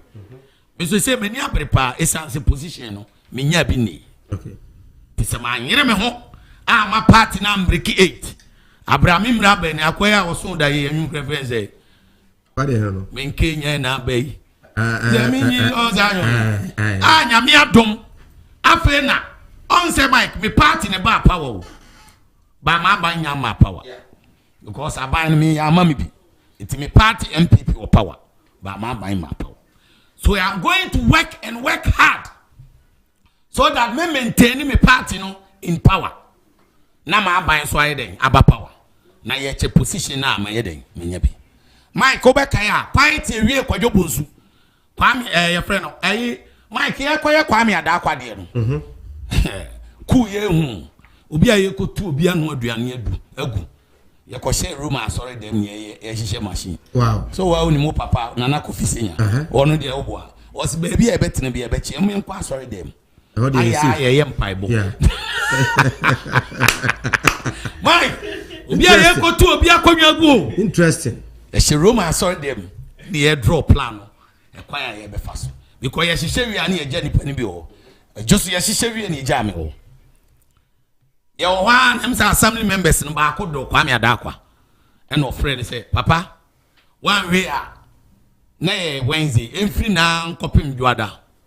Na ye tu wakunya. Na say ni opoman. Kofi say nya no okruma. Na also ebi na me ka say omunyina yikumase for kwa me adakwa ya Asanteman yikumase ni. Etino nim na Kofi say nya dada. Na wo ne number. Ye wa sorry dem one no frɛ Kofi na esre kwa. Na say nya de no anhwe number no nkai no. To ye no si Kofi.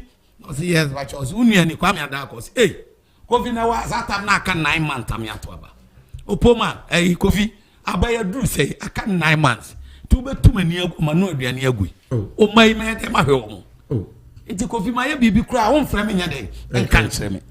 Na wo ba betu wa unua nti ye yi me firi asa NDC ni ane de beba. Ba wo de me nua no. Me nua na arehwo. Tie so hu nya dia. But I quite remember so ka kyerɛ so srɛ a on ma basa bia anya de. Ensi kromo no be me party na ide. It is true. Escape no. It problems ye nya bi ewu. Okay. Obama be kaina. Obama de ewie no. No so ye fast. And was this government appointees in the core regional office? Okay. Yeah. But just okay. Yeah. Because about what lose Mike, or all NDC government appointees. And this time minister and Pabwa Koka as what is it? Minister and Pabwa Koka. NDC minister. Regional minister and Pabwa Koka. Oh, Isaac Akona. If you just say we, nyakon. I escape kakra. Ne mpabwa zongo fondi gunu so an mpabwa ka we ubeka ya. And also say government appointees in na de ko. Nti ube say Mike, the composition na also nya now the two abano. Na ayeden. Okay. And ma ono so for I remember say Obama craft organize upoma nti mo an mu be ye. Sata ye ne nuan before start no ne ye. So it Mike party MPP no ye mu be a sacrifice ye future ne bibia because him say age e won nyoma be brave we exactly Mike nyame adom no moto aba na mame first second vice chairman according to the constitution of MPP no there is no assigned duty for these people. The constitution can say the first and second vice chairman should assist the chairman. My some of operations ni na now what they say and so why you so adwon to me ya we chairman to me ne second vice first vice kwabra engineer no ye onye hu original answer wo koba second vice wo azana hu no na kwabra engineer no ye osa ko adwuma ben na ya yewo ayi a waka ho osa ko bi wo ye tu kwadobos ade ya me ya wo wiase no ye tu kwadobos ya press conference no kwabra engineer ba be ka chesi ni adwen assembly members Nana do be dead. I am telling you, on Timinka. Nana do be dead the president. Adia me yaw Nana do abempa no. Nana do be dead the president. Eye enua century. Enne Nana do be president a man appointment. No poor man me nya. You see you. Esi wakasi fio. Wow. So enti me ba me ma me chairman am me operational role. No am me operational certificate. Mike, I am going to work in collaboration with regional organizer, regional youth organizer, regional women's organizer, regional Nasara coordinator, and then regional communication director and research. Okay. Why am I going to work with them? So regional 40 Asemaya, what we are going to do is we will go down to this organs network constituency, no? Okay. Constituency organizer, constituency youth organizer, constituency women organizer, constituency research. Nasara, constituency research and communication. Near packaging a message. Mike, so the development agents of every district, assembly, and assembly members. Mike, say party na anya campaign. My party na my power. The chief executive for Kubenyana ni position. And then omuna ye juma pa, but they don't send diplomat friends a development reporter. Omo ye nem from my party for. Mike, what you can create private na upa record pra. We are NDC ni awoko tena nshira record no. We are koheni otena your friend say or your part record no. We are when you call ash. Now we are bobbing in unity, the same. Yet almost shut them, yet we are then thrown us out tattoo. It ends for Kasa, you see, a uniform. Yeah.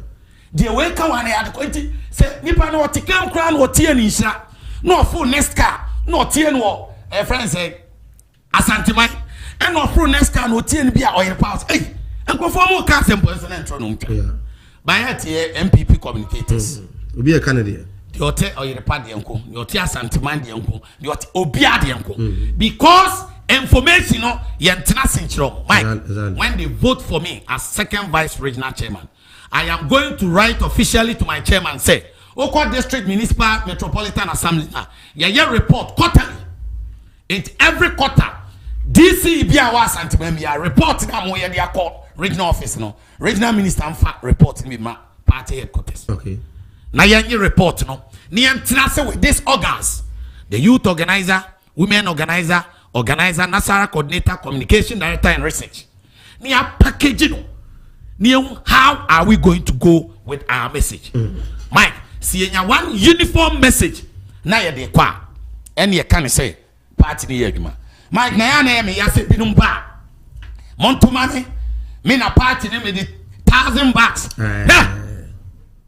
Mike, 2024 election, $1,000 asem ni account. Bere apra, nani bra ono, wope DC VD. What's all the $1,000? It's what? $1,000 now the buy now ye koye office no cry office in you. $1,000 no. I am not against him. It is good. Yeah. But the Jumana Equine is not about contribution on in kind. It's about physical contribution. Mike, Nyamia dom nom de mamia. If you don't to say, and me 2020 na me kuta tu na me di much of we should think about our friends say Yankolano. Election will be ankoko.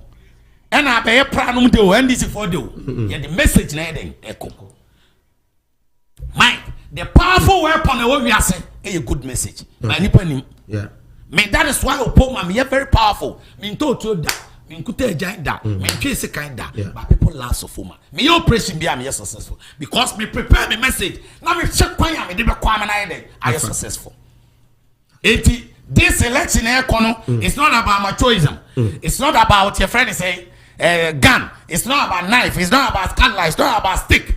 It's about good message. Nyame adom normal the party no mami as second vice chairman senior kind operations no many sa organs organizers ne e for neko. It Mike we are you say women organizer with this message I packing no markets ko na ebenya mado don na women's program.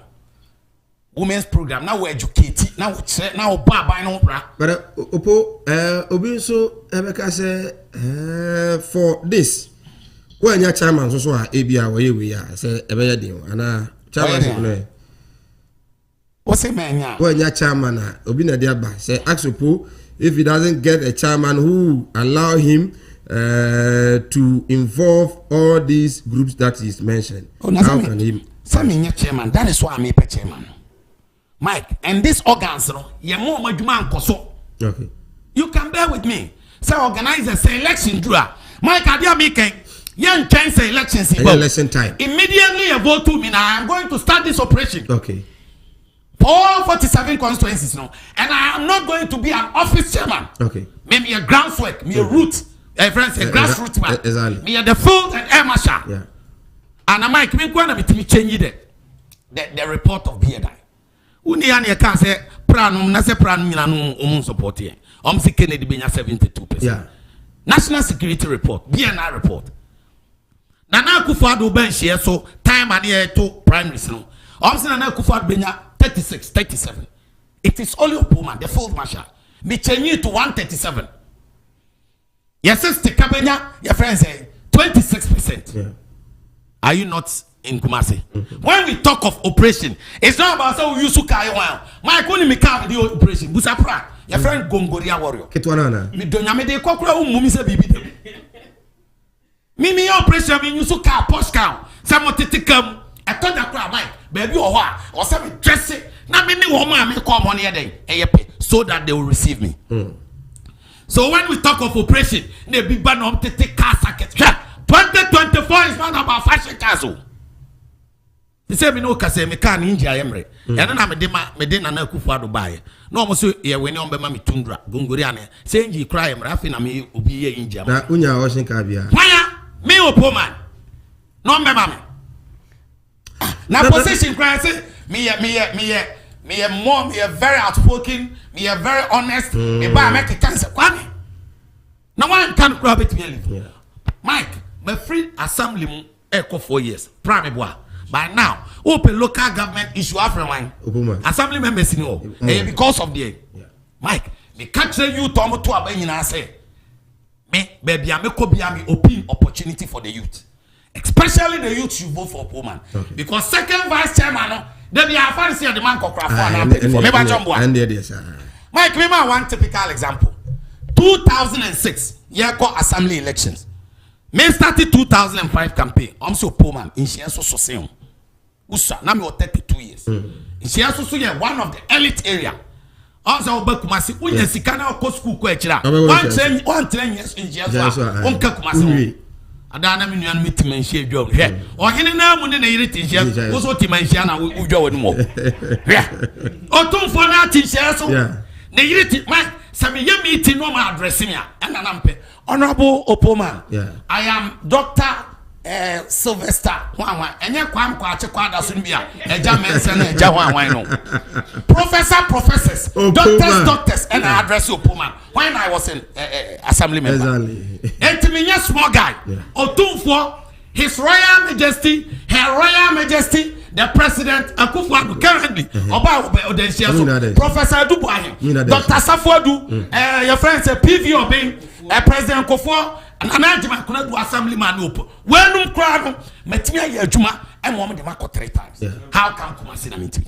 Man, I want to catch them say, in shares of Saseme, because penny for a good shares no, and your poor man who so be a friend say, assemblyman.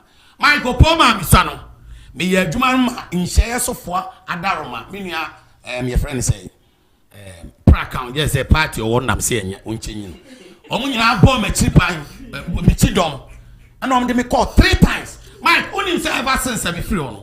Even the chair free me hono, and yet the buying socobino, Ubian to be 2 crowd. But the poor man here see me son, yet me call 3 times. Mike. Me be Kumasi Metropolitan. I don't think so. We Kumasi Metropolitan presiding member. Omsi Kumasi Sosimi. Yeah. Upoma Usa. Eya paso obianu an age ti sem ya wodi presiding member okeke me da. Because presiding member omo edi eye otumfo ahemfo akese paramount chiefs. Reverend ministers asofo Methodist asofo akese. Nana Kofi Senya obi a pedigree age. Obianu an oil less than 50. Opoma na nam bidina me akomsi Kumasi so same. Mike, me ne o kasei. My history o Kumasi. Obi antimi yin dent obi baby. Obi antimi ko 2 consecutive time. Okay me. Because by the next 2 years, you be 2. But my second one I make on those who oppose me. My first one. Me campaign second one. I remember. Tells you say, Edumano, Mike, the American chat to me down in share so assembly member to ono. Penny be antimi contest vida. Me ne plan to we. But first oba and share so na a teacher form penny for a for in a contest. Opoma me ba man no and share so no. Me die to on the buy so buy ahonjo. Penny be antimi mam. Do you know why? Hey, nkola ne bo mo ye mapa. Mo wen no opoma be. Eti da bia me nya position a. O ma me dwon mo first youth. Okay. So opoma me failure must set the chances, opportunities of my followers. I'm ranting. When are you Asante Regional Secretary Vice Chairman for the NPP? Oh, yeah, near some Kujo no free mono. Ora some Kujo. Yeah. Oh, okay. But free mono obia ate. Me nyesho obia. Mike baby aka no mame kan hanya. Say me nua ya kwesi kuna du ne wa. MP wa. But did ho ya wo ha. Ni nua ko election. Wonya campaign, wo de wo ye bia be ka so ba. Na price cross o ma unu ya. Na wa me sumo ade ma me. Me ba. Wa fra na ka chen say. Oh, ka chen. Me ya toto ni me ya toto ni. Wa pa bia ma me nua Fred Koko no ho den. Opoma me nya boy. My couldn't say scandia manunti and ho den. Me also say me ni bi ka member bi. Manunti and ho den. E say kwasi wa pa bia ma Fred. Me share Fred Okumawu. Okay. Also be ko And kuma wudi ne akutu yakwa because it's a Johnson that kuma wudi ne so. Obi kwa election. Yeah. No we say wakunko an say ni bottom mode. Sure. Who share Fred wa kwanzo an say ni osi chia chese ni moyi. Me so aye dem am. Eti akwasi ni jatwa enkopu menwumre ye kira ompe kakra ma nua. Me mfa nto me ho. We atwa for at. Exactly. We dey jatwa akwatu. Baba me eja we be nya branch e ba do ho. Bokori radio do. Say na me nua pani sika. Yes. Me feel say okan wo on a very lighter side. Because one we here. Obi so aka say honorable sponsors. Oh, nya sponsoring class any. Oh, nya do no ya baby o. O ma me kakra no. Akwasi kakra. And also the create candidate. Oh, na check kwasi achen ye ko to ebe. Opusia dem. To dem wan kasa ti wan we wan ya ma support. Opusia dem adia. Problem. Yeah, me joko mana na. Kwasi adu we dem wan je dance ye do because chan kwa le dem. Dance ye bem. O onyi mi na me pa ya me bokra enchan jete. Oh, say the Sikani Jutensu Dinia. Baby, after 3 days, I was here. Who the wako election da? Who him say this? Did what meaning pa? When Yakakran to one and no one change the deba environment. Says you are 2 eh, I was see baby, I'm going to menim Galamsi for China for you for an eco election. No, but that's a party man. Party man coming back to me 1 year. Party man, say. Mike, oh, interview the year no come. I'm so coming there. I don't for a door, Poma Mutie no. A human my year. A kaka cram the betumo. Cause they say China for naba. The Sikadam. Galam say for so go to be. So dinamu. Former chairman for me so many dama. Nasaka some members crack as almost support to Pubia. Oh, I'm going to Mamma. I dare me Danny Semi most of our assembly members are winning. Yeah, election. As election call Adena and who draw my campaign Emremo Poma, who didn't him say no bit. And Mike, Messer Miniakos, on himself 2024. Because it can't do our ministerial appointment. It's sure. Oh, yeah. But I want it. Now, sir, coordinator, your friend say, not Moya, yes, yeah, the mammy, say, man, your mini afternoon, your friends. Do the minute I Juma from Nanakufado. Appear me can call I know you see a party, me okay. It is a mini Benyan minister. Namsminya me minister and chief. As Jan comes from water. And election way, Mike, and election and even Yabu. We know yes, yes, a flag of one young from Media Glock. Okay, breaking the 18 year shot. Yeah, becoming Yabini. And election way, I am a last work up. Yeah, yet Yamreke Asamatu. I understand that. And the best says, Nipanomian share on ma on betting Iden. I get Jumano, I break 8 no. Yamin, I'm do it by Namdo. Yeah, to me, we are the buy, never more chasson for so. We are saying on the ballot. Second, that second. Okay. And my second, Neipa. Actually, say a symbolic, spiritual significance. Oh, okay. And you know me. Yeah. Mike, me catch MPP for you now. I'm sure who I am. Maybe I'm a pong. Mike, Opoman, I am a number 0. Okay. I am a number 0. Number is 0. Me, chairman who say I am number 0 because me no be. Okay. And nobody recognize the number 0. Yeah. I think you agree with me. But those who recognize me and add me number 0 Pullman to their number, I will influence it for them. Thank you. So if you like, add 0 to your number 1 or 2. Yeah. You become 10 or 20. That is how I am. Okay. It is a me one recognizing me. Or be recognizing me, be influencing the number. Exactly. And it's possible. Exactly. So MPP should recognize me this time by voting for me to become the second vice chairman. Any number that we have, say I was 6 point something million patomboa. Yeah. Say Opoma be executive. Onfa 0 kakre bin ko tuato. The change will come in our Mmda'S number 2 on the ballot, second vice chairmanship position tomorrow when you go to the polls, please. Opoma, me na uguso enanso me fan reason no. Yeah. O de almost send ba me you know so. Number na. Number na. Na akwasi dia nso wo de ato no. O se nwumre magimre. Kwasi nwumre bibia tibisi o. Kai ya obetimi amoma ya amamia. Kai ya de be. Am I go ya de o? Barabato le moto china. I Mike na me ka bi kakra. Em say sorry. Kakra bi. About venue near you know. Mike Mesre. Omoko in Mankobi. There's a very assessor. Oh, and American. Omoko. First ballot in Omoye in Mankobi. Koka nipa bi wa house. But you tell me.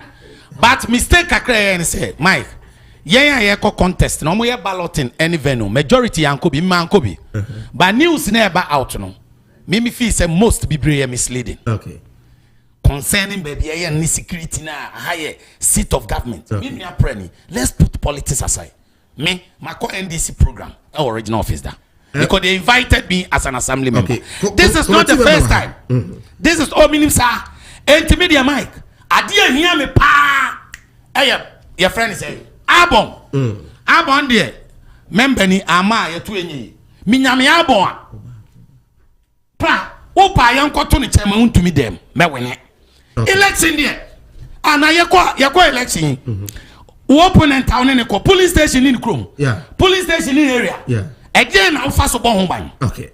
And to me, the venue ni yam, the yam yamabon. Abon, me yabon, the obi or baby, I am got to one of them. But anytime you have baby, I know you're okay. Me, oh, David. Abon dear. Now, more to let you know. And say, copy me to over Amadia, Yasre committee. I mean, say, Chairman, I remember why the members of my copy pray. Okay. Maybe Abon in yami. Okay. Because at least Yana no pay was here. Na ye huni pass o ma ko mo no free bi so na mbe so mni ade ade enti eno de me no mo yajo but si enya abone dia but apart from that abone ba obi adem kro be frame ba cause so ye unim we abato we abato mu kromfo a wonya kromfo nsi opoman utimi wia me wo wia me ma wia wo wa de e wa abato enti mi so ba bia de ko bia Abraham Bodi o chenadi na wo so Abraham Bodi Opoma, second vice chairman for the NPP in the Ashanti region. Wachina Muamotu Abano. Opoma order 2 on the ballot. Was it Uhia energetic and hard-working party executives to break the ATA? It is Opoma.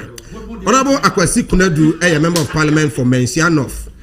MPC na Kusiaye, Ashanti region Kokosno. Ono mu no say abaye kotui MPP dimu. Or no, and represented the party, and I say represented the MPs. In fact, me TMC, say MPs are called 4 terms, be more called 5 terms near that. They now want to say first term. Now I say, when we saw Ropa, or about Quaba, Yajaminia, Bokodia, and I did Bokona say, Mia Dumboko, certain effect. And none of the design and actually me. On the shop, no, say honorable design and in you, and I say, wow. Yes, you could see crew from Yabua, Nano Brother. Brother, no, you free so is in a production team in Akotia. I am master outside coordinator. Yes, it's Moaru home Kakra. But Tuesday, me real fear. Now, me shed Domoa, a pube fear. Let me say crew from Obobra. But the name pen and the me fan say obi me din kono catch me say MP kura ko hwe no hospital. In fact, I was honored. I am a pa say as a member of parliament na we are within the shortest possible time. So when you are amoro 1 week kura. Now what you prepare. Now timi ko hwe no hospital no. Actually say why are they? I mean so. Mama na ni pa krona se na me fa kwanya so na mena na busuan na ere ne obi ase because sabi anya me koe no de mesme ko hu no na mena constituency na se because you see they na they ho join ekuo no just a baby ceremony at and almost every single day na constituency executives one or the other na all etimi kokohwe no ba ni nyina mu no de nyambe ka ne wom de aka ne se wona wagya wo mu wa akiri no especially the immediate families nkra no ewom no ene oyire no ene manu na I was sebi epekwan and the sad part is the minimum so mameti ase. Yeah. Okay. I know so mameti ase. Oh, okay. She's almost about 100 and something years. Yes. So we see the mama. I mean so what ase but yema yina wo yakọ. Nyaminti you say betimi aye de sene fata se ya na chinye basa. Nyaminti betimi aye. Abusuan so edase. Adopere mi say unimre. Una MPC you say kujina umina name about these elections in Ashanti region. Yes, me the representative of the members of parliament in the Ashanti region or committee so. Yes. As we speak, venue na sasa na But no be as na men can say only as a committee, you may didn't say election, the processes, and the planning na because. And BBI we don't do out of our own volition, but ye didn't come. It's ye nuanom na omoba agudie no eso anu asem ne sanime na, and even whatever BBI mu yeti ni na. And you know we've met, and you choose a venue and a date for the election. And bear in mind the date that was chosen was within the frame of this year, 27 to 29. Okay. We choose a venue for the election, but thereafter no. There have been concerns raised by Yenuanumobi and other stakeholders money a day. So the committee decided to have an engagement with OBBR. Okay. Because nothing is cast in stone. And the two ye could if he asked him. See a cousin never cook and fee. Because we attack and fee teaching I am quite I think there's no problem with that. But Nina was saying I say no because I need a few documents fee near the same money a day. So we are having an engagement with that. So that if it is necessary, because bear in mind, there are concerns that will be raised. Okay. And all those concerns must be factored into the whole process of planning. So yes, there are considerations that are being given to the venue. There are considerations that are even being given to the date. Because yes, as we sit here, the committee has no jurisdiction over the compilation of an album. Okay. No one can committee in the compilation of the album emanates from the constituency. One I you or more constituency at about moment. Or when the Cambo Mushia plus the member of parliament, no may you or more medu on by DHI from deputies, no more diako. Or more could do then Nkafokra can have custody of that. It is a constituency being found choir. Obi or think to me who nipa way in ambassador deputy. Okay. And some of money to me boy Ediaba. So that was one of the challenge I think the party had. Constituencies in BDHA, internet ebintimin could do. So all of those considerations are being given. Intinyamia admemra is share number. Because they even came there unannounced money and they no mudi in common. They brought in their suggestions. We already also had our suggestions and you're deliberating. Nyamia admemra free here so to firm up that, because one, we would have to firm up the album. We would have to firm up the decision of baby a person because there are varied places. They all say, hey, say, I will see a call near anyone and no be jumano. And also call her Biana, a fair can once and make a final determination. Because ye through studio near the call veranda is we need to go and look at the veranda. We need to go and see baby and pan betina ebeboa emwa. Yes, answer sunny because baby abba one for a campajo be Prempa Assembly Hall, baby baby. But Prempa Assembly, I say 540. Having accreditation, no the fat agents and accredited supporters pay aspirants, 517 delegates. Okay. So that room cannot. To best have consideration in there before you can finally say Hania de Kwakusi. And unnecessarily, you must reach a compromise on that. Because the committee is not there to impose. We are there to facilitate. We are there to plan. We are there to make sure that the process is embedding. So yes, there are considerations that are being given to those ones. And then how it was communicated initially, we would officially also communicate that after say, stakeholders have come to an agreement on that. I've heard so many people are even being tentative. So, I would just want people, because elections in Ayako, I would want everybody to have an understanding. Yes, I don't mind anybody speculating. But speculating now, you still have that speculation in your heart to say, I will say, yeah. So there will continuously be another agitation. It was very way I say, speculating, say, yeah. It means that we news our publishing money and the NIA fake. If we say you would want to establish your credibility, so you still compound the problem. Nobody is saying nobody cannot express. And I like people when they express. But that expression should not be say, the honorable, let's say, it is not even confirmed, say, RCC in the elections. No? I will not tentative. Originally, the date was set for the 27th and for RCC. Yeah. And no, there are still concerns about that. How many people are raising concerns? Because as a committee, you don't necessarily you don't necessarily even have to count the number. Not receive a petition. Even if the committee hasn't received a petition on that, but okay.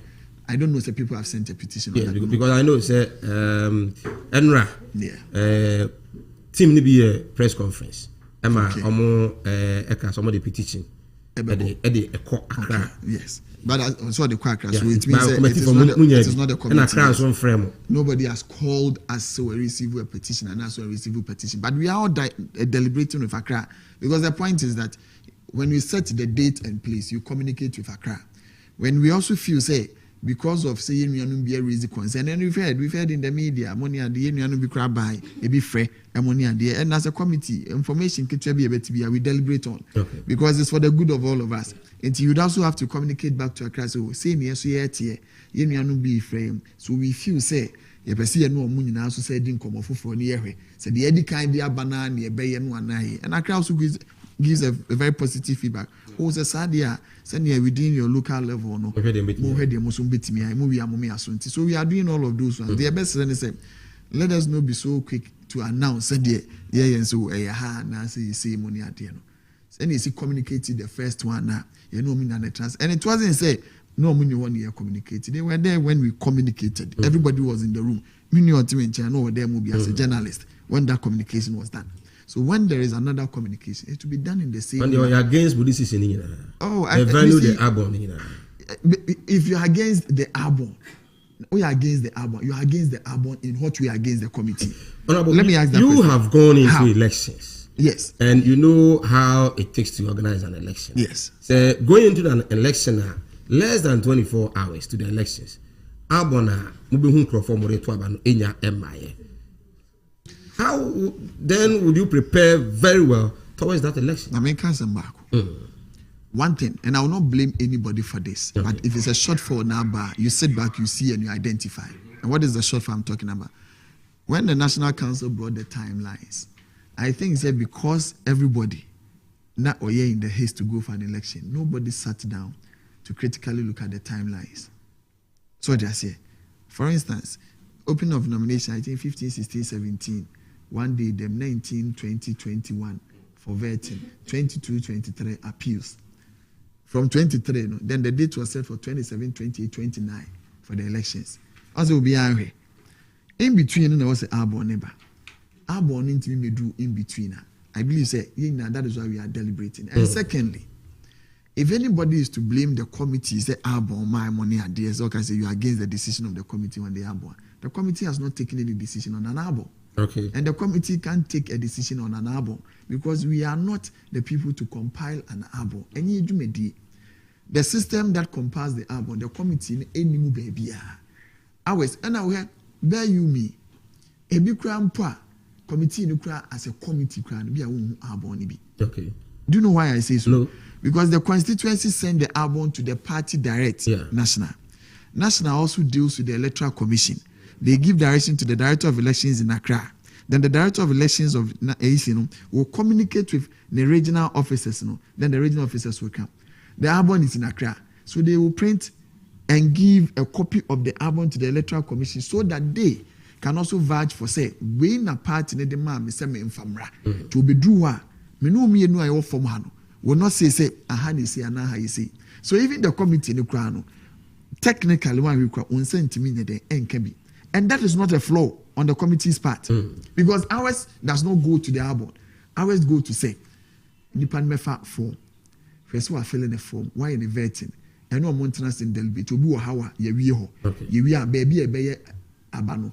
A die a betuno. A queer befaso a betuno. That is why you deliberate. Technically, the Arbon doesn't form part of the committee's role. Okay. So that's here. So if you sit here, now guys me blame committee, no say Arbon and my by a shade data. Let me ask you this. When the 27th, 28th, and the 29th came, then the committee will sit here and say, yeah, in shade date, copy say, yes, I can Arbon. Now assume you send Arbon about Monday. Now committee in shade date. Now once I can Arbon. And you be an Kenra, and as I did chin, for us a brand new shade date. I think I'll be communicated date and I come my electoral commission. Now electoral commission disseminate information about the district, a region. As a region, now banu akwa be on beto and the process are beto. Within that frame, no, can you sure say those external factors na umba be buami ato ban say the security, electoral commission, and all others, even media for money at the crown, would we have been in a better position to prepare and facilitate almost coming into the process and without setting a date, waiting, so all of those things, into setting date now, you can have timelines that you'd also work with, the number of logistics that you need, the number of personnel that you need, and to say, be in between, be bar. You are safe to extend the timer. Now, extend the time. No, bearing in mind, say all other people no are well prepared for it. Assuming say and as you authenticate abono obiano. Na enewe wie why authenticate we are. Tina na nka be electoral commission date. Can I therefore say elections no what na so? We say and now at 26. You have less than 24 hours. Intinka by now. Ebi abekwa RCC hono. Nanka ebia ground preparation baby and penny for better near the all those things. But as we speak now, somebody just sent a message from there say we said they won't hear. I mean tentatively no. So I can see be a so and one key stakeholders on meet.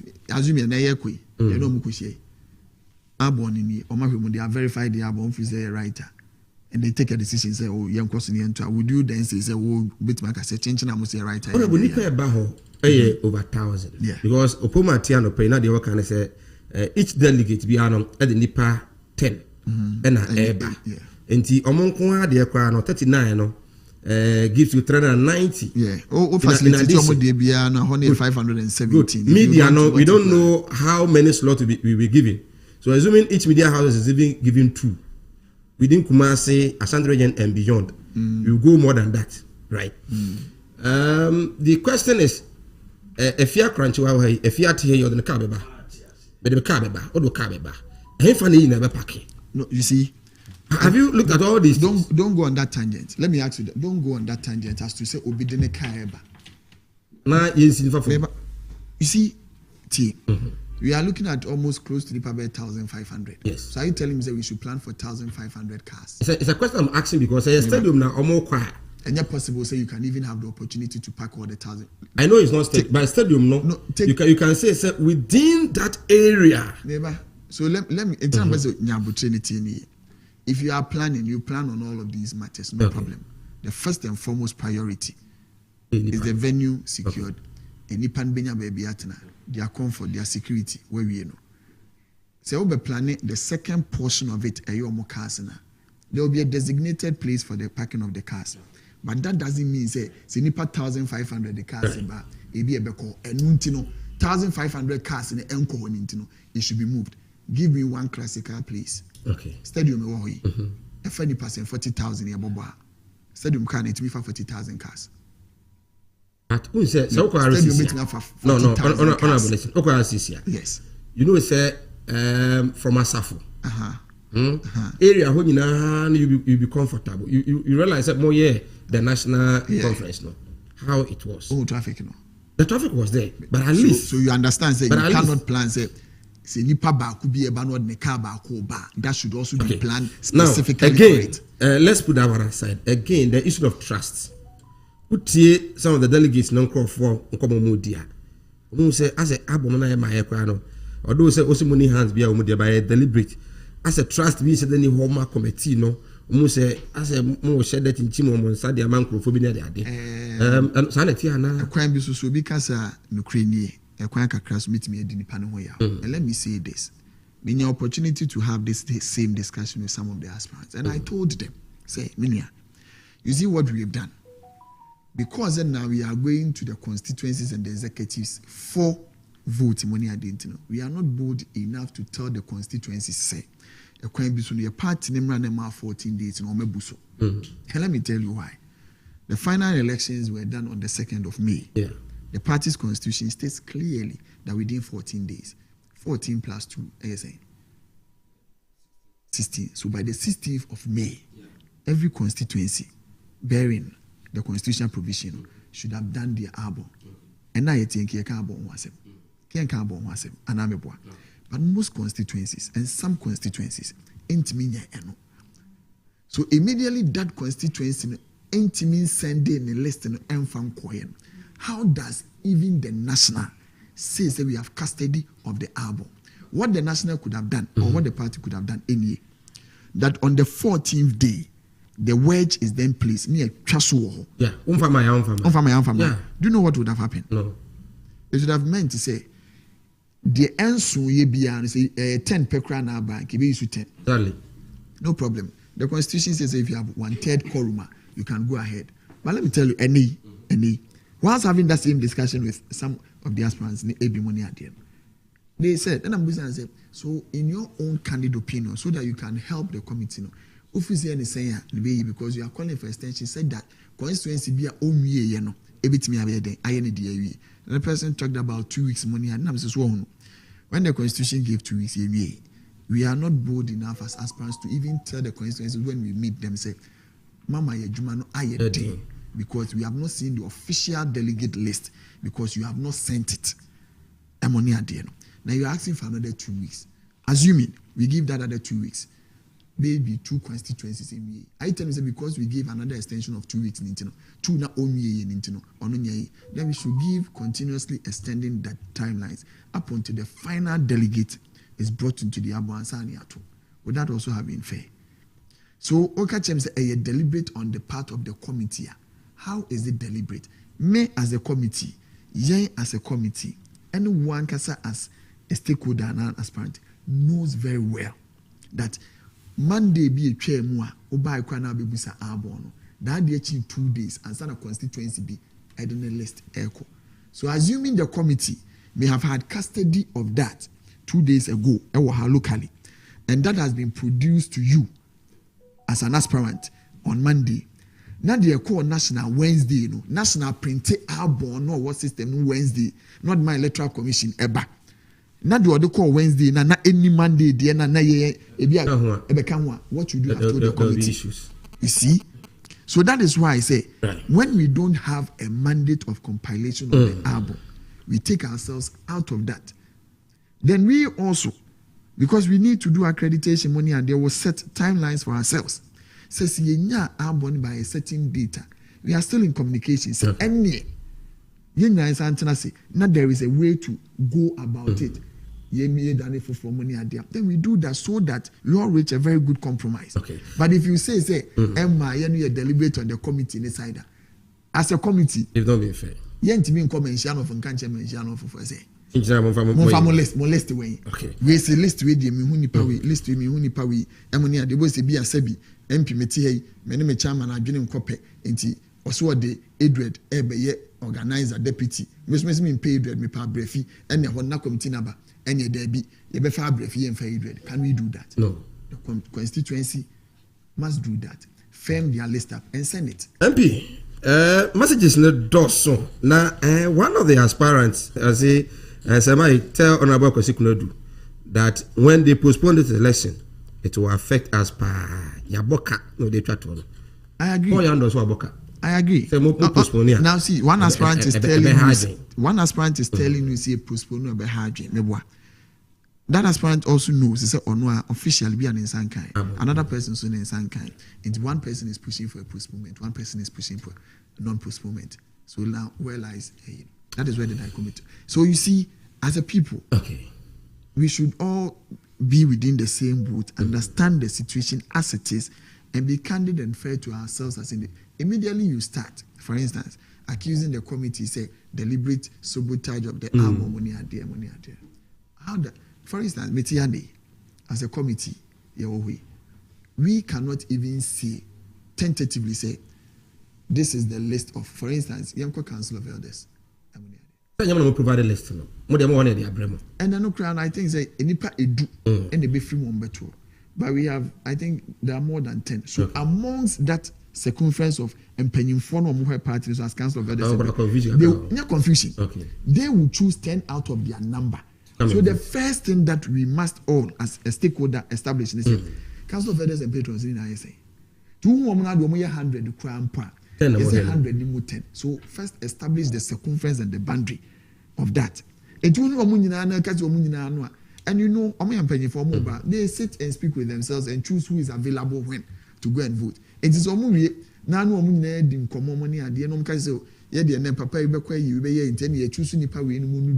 you know perfectly well that this name is out of the 20 and that will not become a challenge. But to insist on the committee, say the committee should provide the album when we do not have control over that.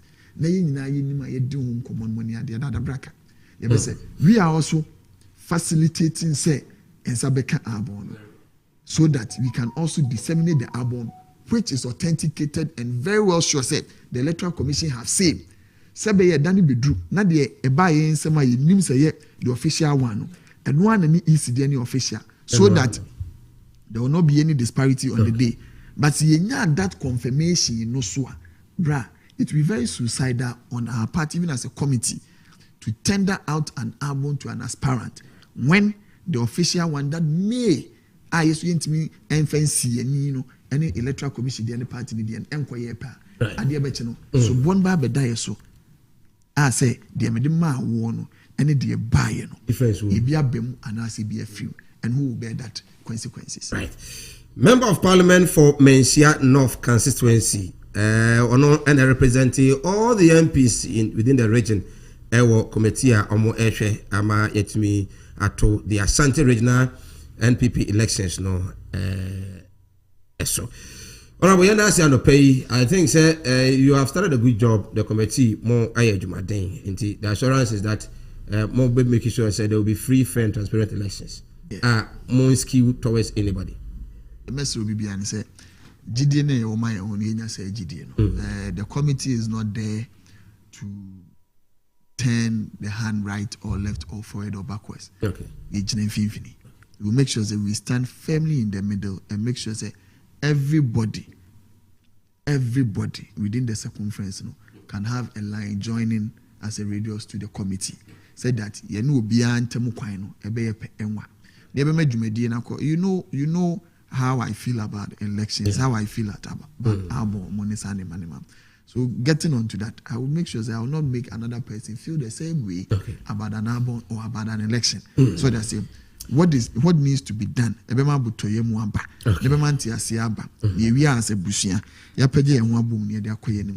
is what the committee is there to do with the help of all the aspirants and all the stakeholders. Mmda'S say Diana Amwa see what show from Takra Day say wow what a handsome MP Diana we jaman for pa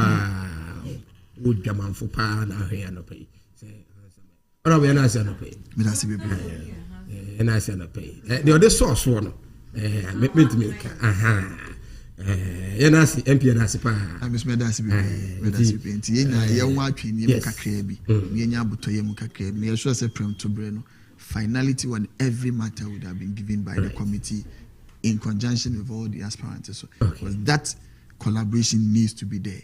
We need to be together to move forward in breaking the 8. And it will not make anybody feel not part of that. Breaking the 8 with fairness. With fairness. Sir Mike, the only say in the Asante Morning Show. Sir Mike, our home will be right. 10 minutes to strike the hour of 9 a.m. Hi, Asanteman 107.3. Makacho say and program no very packed. But evangelist Richard Pratt Trasi and pay obebem. But I'm many FNV na afi evangelist and so and Bombi and so and twas. You hear any say Asari bedi akon and so pass it through. Asemo and pay. If you okay, if you Trasi na. You know, okay. I'm fan of NCB answer now. Actually, Yanka who asked no team Edumi. We chrome Mrasibi Jenny, Enkane, Kwabena Owusu Edumi. Fantastic member of parliament. And of course, Deputy Minister Oko Ejoso constituency. I can tell you to Krubia di Krudia, Nisano Numa or vie for the chairmanship position in the Asante region.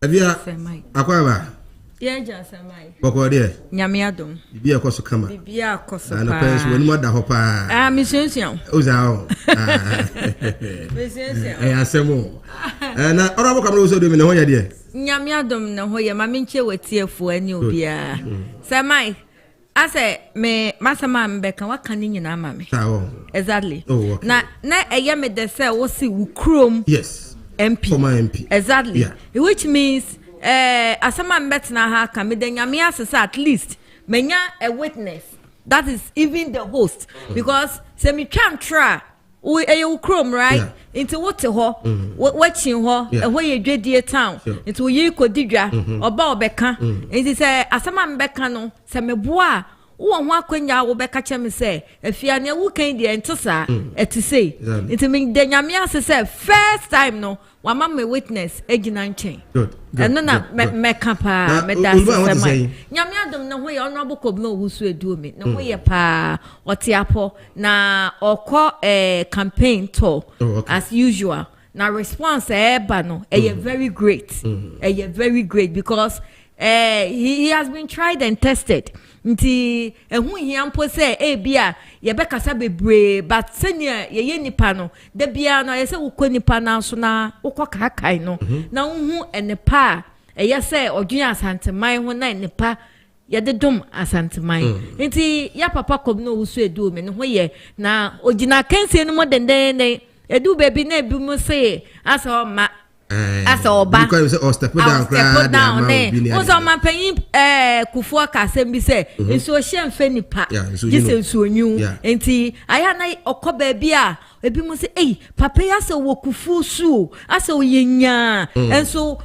one kasa sofom na say enye bibi na wo be pedi wo party no mo ana say wo be pe wo hu ahonya bi di akwa utie papa ne kasa wo beto ama no matter what na se wadwen wo fie Asanteman puntu ohian MPP enkambo mu hian a papa ne kasa pe na ase wadwen nyina wo say yes afi na MPP eye dey ebe fie senia yesi Asanteman eye MPP akoma MPP bibia ene Asanteman nti akansi no no bokob no wusu edum ogina mu pa den so far what to baby response that is saying so far baby what to be a response ni very great because it is time for realizes party no ye hia sa unity no very strong one because I say apathy be esim bitterness be esim I say even right starting from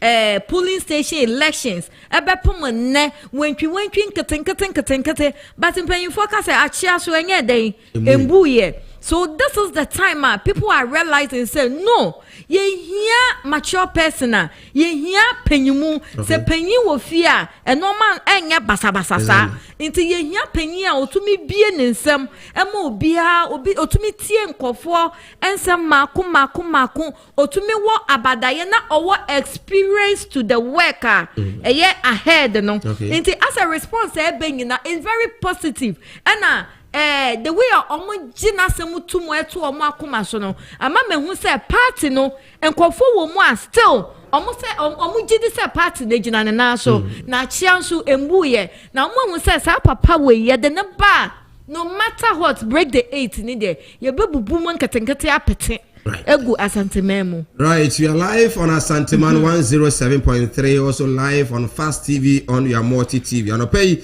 you go so din komo makachi no say if Sabra kopem say Mmda'S na no kwesi da MPP for beto aba no ewi wacha na waso moto o man to na kina da bia mo de besi bia on beto awie de ho komo a na ye die ene efia crunch wa team Diomi na ene no edi enkomo so efia exactly what have you been telling the delegates? Okay. Delegate no Mishano na me wo me atiti mo Cape Coast Igwe so which means Central Region. Enti Mishana menyi ya meti MPP NDC usha MPP ni NDC na what na ye wo Cape Coast no me wa na se me wo Cape Coast no na mfantefo no ye hu se na me mom na me ka se MPP headquarters Asante ha nesi na me ka se MPP headquarters no Kumase ha enesi na me ka se mpanyimfo ni nyina wo MPP mu no Kumase ha na omoye dey omote because why am I saying this? I'm saying this because say ya to aba na say Asanteman figures maya na ase ayam hihie wo ho ye hu ba bia ko without Asanteman figures no ye ntumi nka say aha na de no eko but Asanteman figures me papa kwa to me ka say munya botre mun kama kuma ntumi na Asanteman be ba betwa regions ni mu nyina Asanteman ba na ba bia na ba bia ampa nso eba etumi twa 9 regions mu na asa wakoma ye from na as inti na me kasa ahanom no asa abrochire inti me buy invest me we school me buy invest me si chinchina twan me ba Kumase because what the Cape Coast na say wo kasa wo ti Kumase ye kasa wo sika ye kasa asa wa ba abrochire asa edientia ne yenim say ha de e develop ya kwan de e da so edwedie de enomafo edwedie bibia koso tote wa ha ba papa me back in USC na me be hu sasa na entesa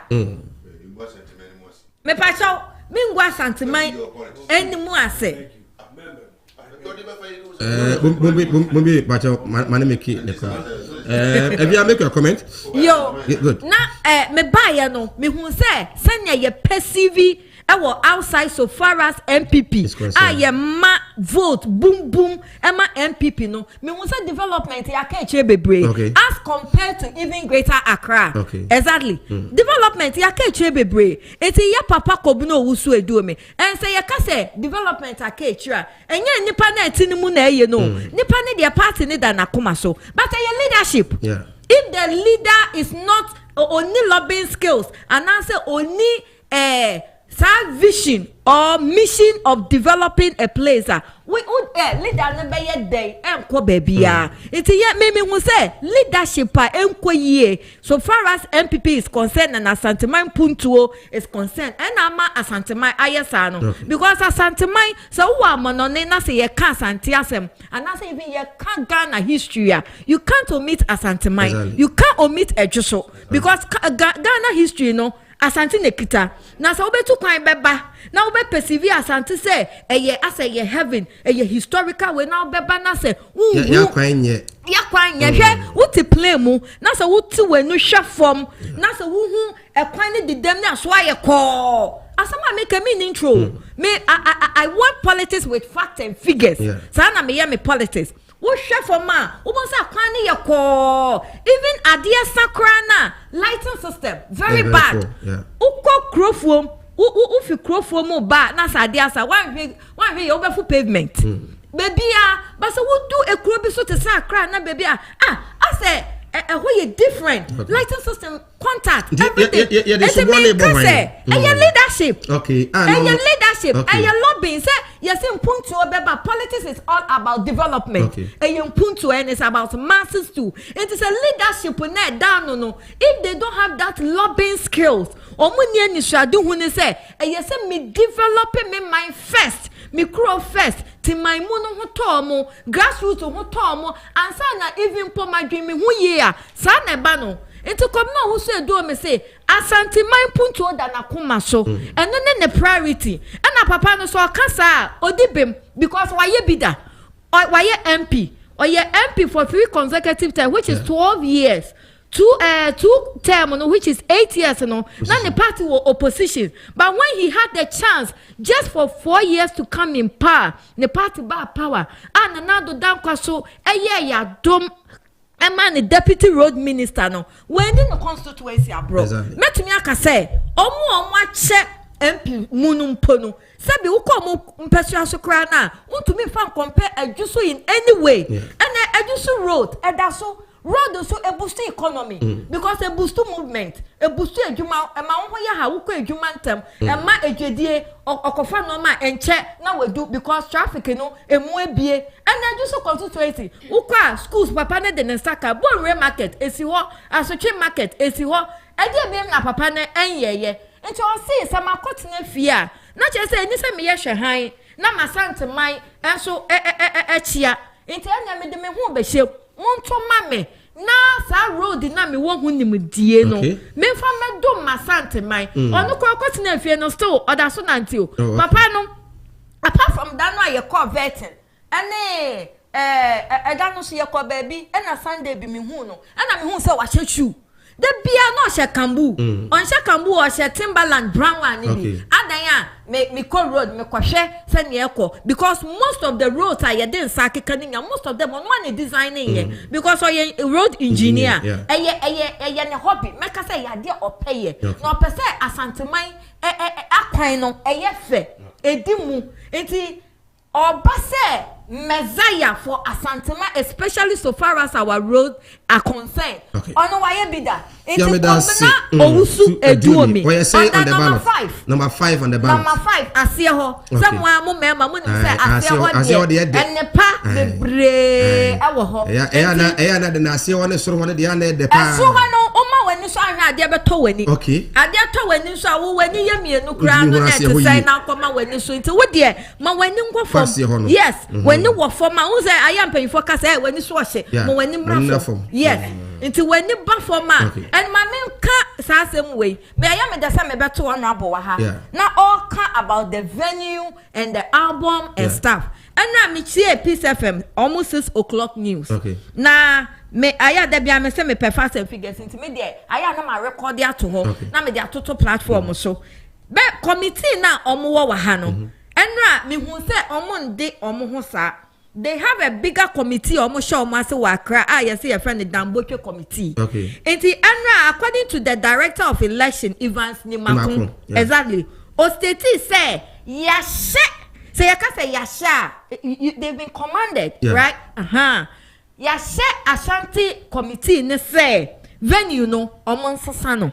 And I wrote it down. Say Demolish committee has ordered the Ashanti Regional Election Committee to change the venue of election. Okay. And 2, Kokofu, Honorable Kokofu. Yes. Papa me pena sempa because also ye few politicians or kind of correct. Exactly, me pena sempa. Also a secretary for the Ashanti Regional Committee. Also ka say due to album na nkofo ensa ka but papa eya reho sem say MPP senia uwe chira hu say Democratic Party. Exactly. Transparency ye adwuma nkrachefo eni rabafo party na ye beto aba ase enoman kekensie ni bi ase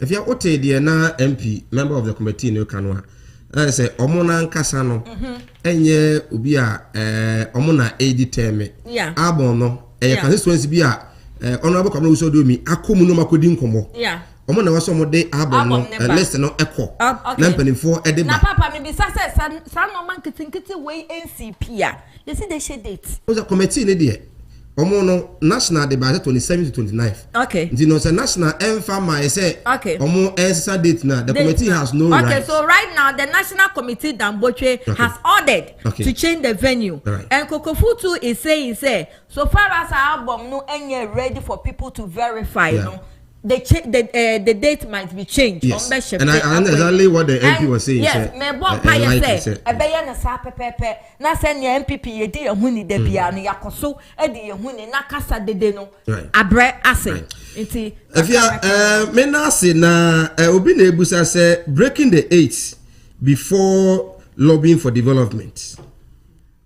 Menim the obe Canada chat say breaking the 8 before lobbying for development, please. Note that. Yeah. 8 no ye be break it pa. Okay. Be come no wo so eduomi. Owo ejuso constituency. Wo wo ho. Wo waso eguso. Maybe I can tell you say when it comes to Mpuntujuma there. Every community within ejuso constituency. I know for that. And 2. Papa no tama owo ejuso constituency. Yeah. Menka entu me ho na zongo NDC for kwa ejuso eto abama MPP. Adentia. Even and nyina wo kɔ ni fie anopa obekɔ na say hospital omo ba for consultation enipa gu ni gate ano e twen say papa ne be sɔre no wa beti omo no ase adentia because ɔwɔtema obie ne nsam ɔwɔ ho brase ɔwɔdɔ me part breaking the 8 no honorable come no wo so edu mi nkwa na betumi break because for the past years you vote declining FFanto esiso no akɔ no na Ashanti region, your vote, your percentage wise, a 29.09%. Okay. Current administration or leaders, a decline about 28.09%. Okay. And your 2020 dear, and yes, NDC, and almost funua, and then come on the issue who say 2 because. Your vote. I say, I like this woman. Pa. Yes. I love him. Yes.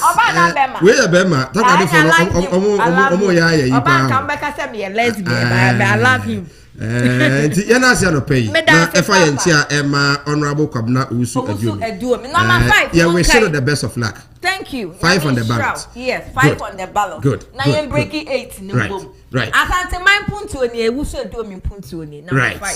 Number 5. If you are crunchy one na motene kan pe mi twa de ho aba na afi Bombay ewa ha san so na evangelist Richard Kranz wa ha emra kan de enyamre na afi yediga na ho komo ye ba sia.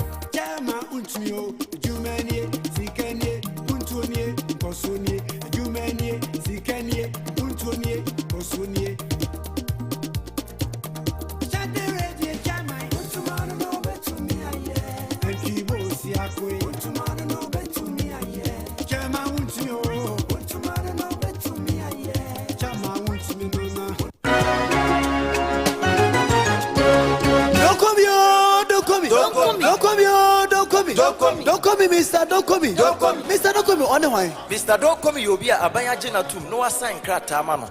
She say u pursue papa and papa shed papa Mr. Don't call me as engagement outdooring wedding away and Jumeko na woman ya shout to am say suit and a sha me can for Mr. Don't call me as yama. Mr. Don't call me cry or hefa. Mr. Don't call me or boss from my bron son so honoma.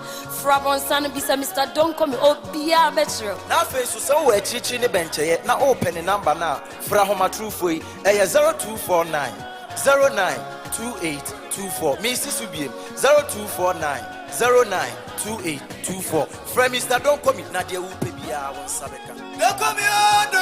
The best suit shop in the world.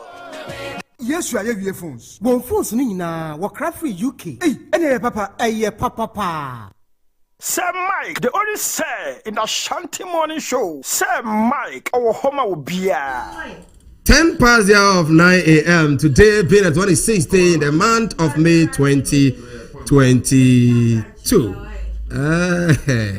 Well, Evangelist Richard Kranz Atenase, 2020 parliamentary candidate for Insurance Constituency, NDC.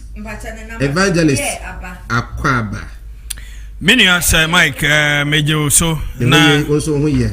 Nyame adom senia moyene da na nenso waye na memfa inchi akese ma wana agebre eti Asanteman ene de moatemu nsem masomu nsem pa ni nyina ye MPP o on say se me bono tofa metumi akase to me MPP nya kono most especially within Ashanti region, and I say that without any Nkrumah can say be or say action without thought is empty, thought without action is blind. And you can see that at play MPP most especially Ashanti region in somewhere called Bane de Ekonyina minimum crophobebre to Abama MPP. They are not happy. They are not happy at all. But for me, being a member of the National Democratic Congress, you know, omunye more, the omoye no omunye ne more. I wish simpose and Kaumaba no umbe tu asanso de ashada be bosume bi echi. Na omaye more. In fact, ombeki kansam. Say abusuana mu yanso ye etie. Omo nso etie omo a omo abambebu no na ma kire omo kwan ne say NDC ya ye krado.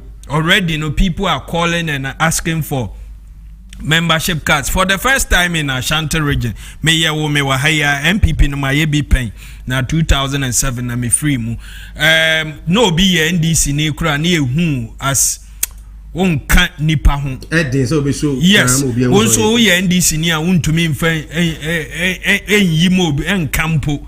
Na yegbekwa akoto aba no polling station obehwe na NDC enya aba ne bi na MPP fo ni bisa na NDC fo wo yemu chase omo ehunu meanwhile na NDC for the first time in our history as a party, a political party, NDC Ashanti region people and Crawford eshe atade no people are proud to show so omo ye NDC for minimum MPP fo bebrea send a message na daben na card na yensa beka ye de not only say ombeto ama NDC 2024 but omo pese omo ye identify members of the National Democratic Congress inti omo nkoso no omo nyemo omo to abai we ntemu ebe ye me ya omo nkoso no omo nyemo omo nkeka mo nsam nkeka yes wakwaje $21 million the see yesi the odi mpuntuo na uhu se omo aho omo kan yes Asanteman aka chire ni ade which ade ba ko amene rabana okasa ni be ye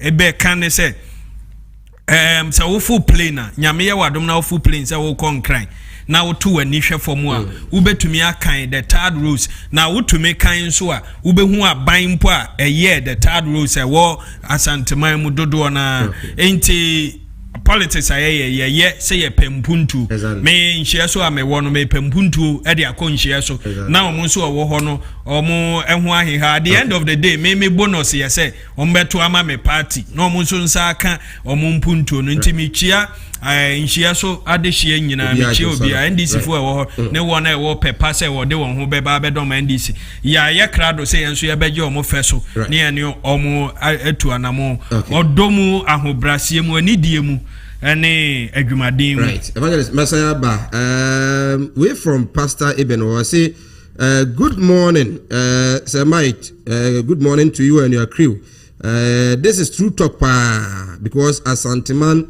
is going down pa the lady has spoken well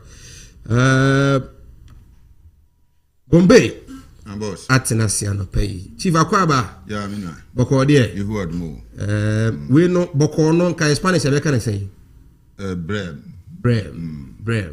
Yeah, Brem. Na me sma just say. Sidia ampa Brem. Brem. No so I just say Brem. Okay, right.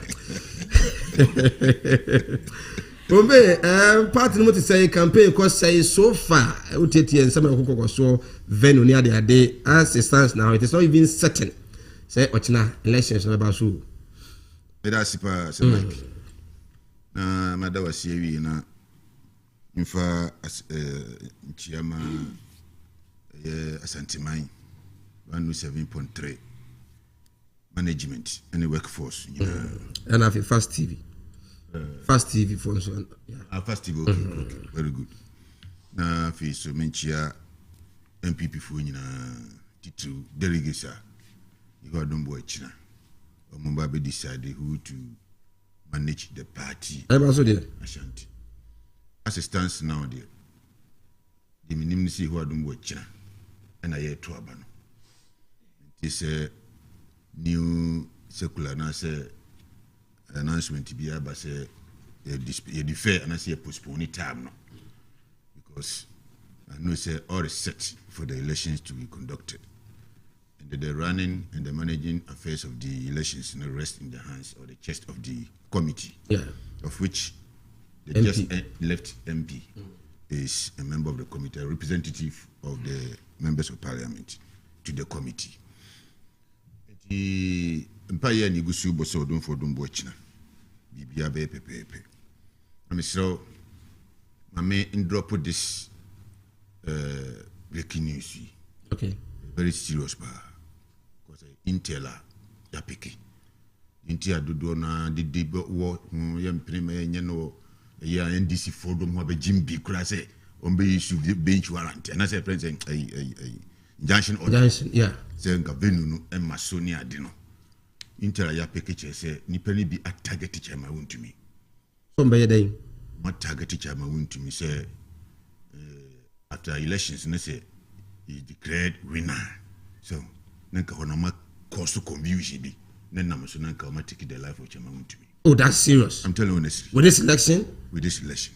Say you declare say you be Chairman Wontumi na winia. No omo bonu two. Tana omo information no aba. How? Nti you create the security apparatus no away. So they should be alert. Na Chairman Wontumi the managers very very much alert.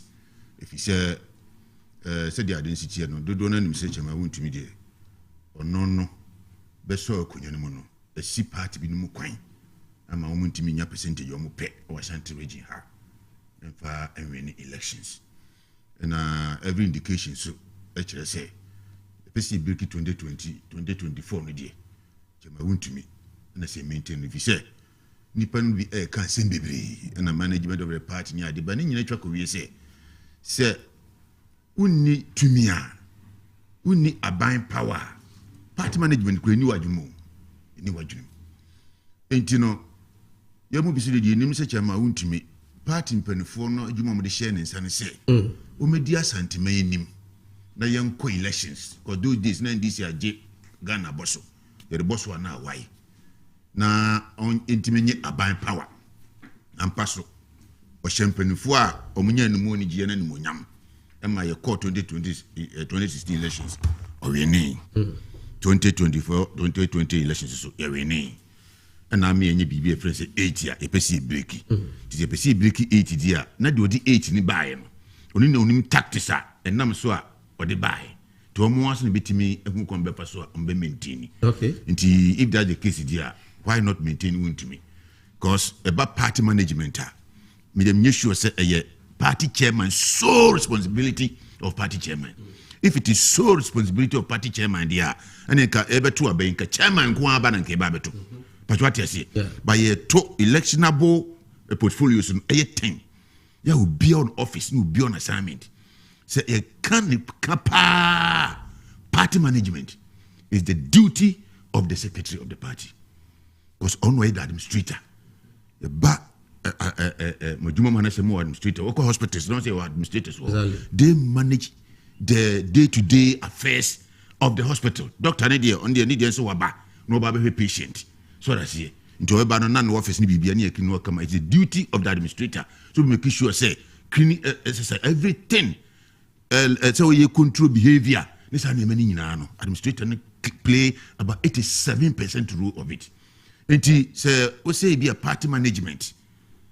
Near maybe nkuyi ni adia wouldn't answer about chairman ni pia enyi if you say chairman no e bi obeka say administrator anam so ade ba kwa mehu Chairman Wontumi say you be a on pese obe manipulate the affairs of the subordinates say show so I don't want for we and to I don't want you see ni adia but a leader must be strong to be able to coordinate affairs.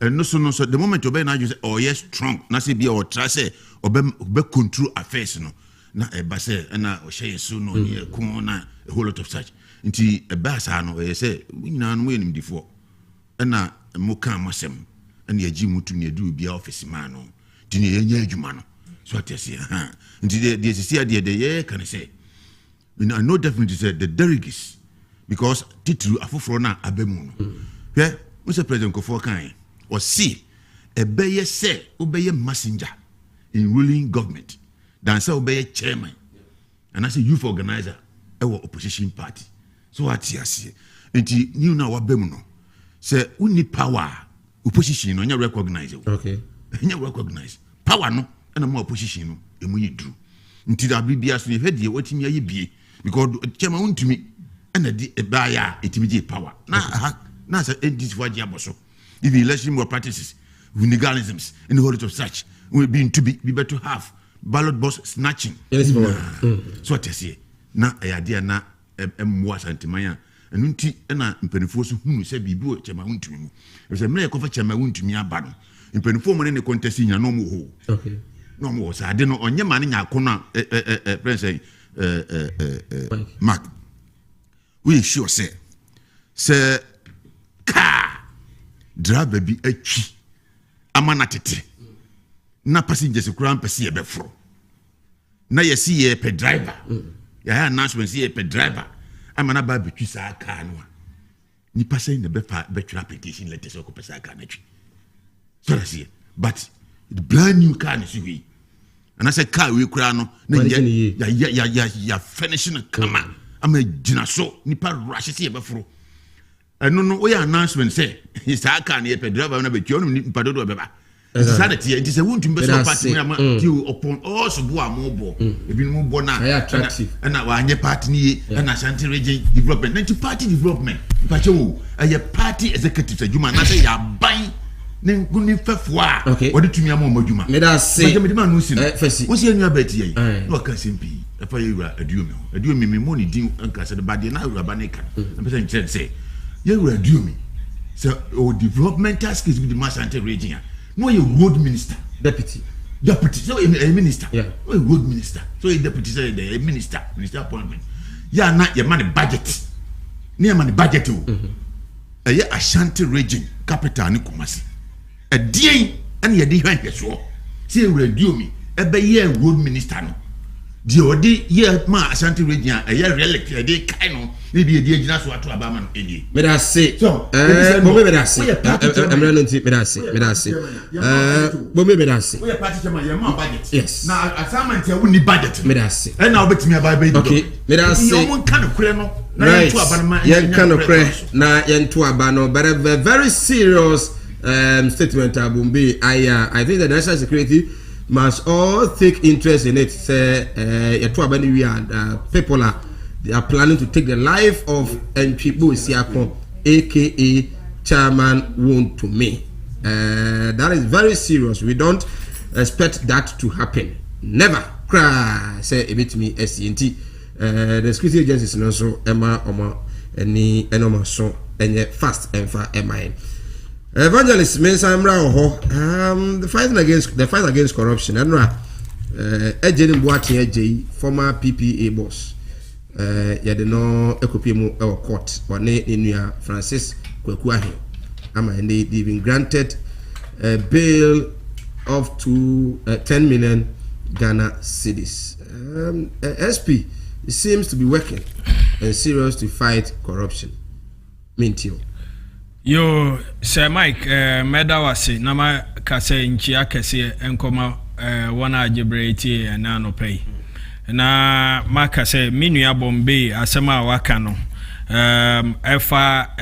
The threat on the life of Chairman Untuminon, I would have wished Senka obey a report to the security agencies.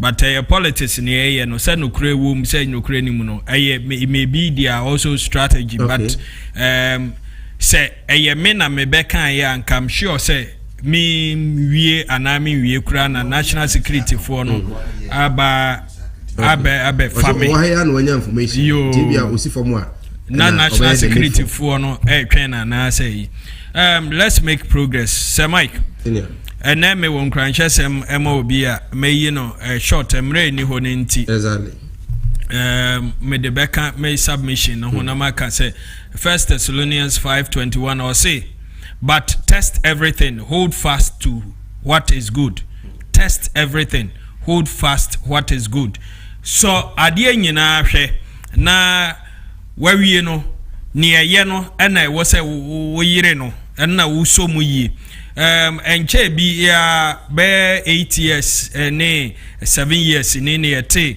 monso menhwe ene Ghana fo mpempenso a ewo mu ye nsohwe kase pa na oman ni nyina enamu but yaso moso awie na mahunu no menim se munim de ye na mohu de ye no na wa yire de ye no na sanso na bibia wo ye ne babia wo bia no wo be hwehwe ne ye so bibia hwe Bible ma ho kwan wa wie no hwe no kra wo mu no na tena no kra no ho senior PPA former boss ABA Ejeni Mbuate eje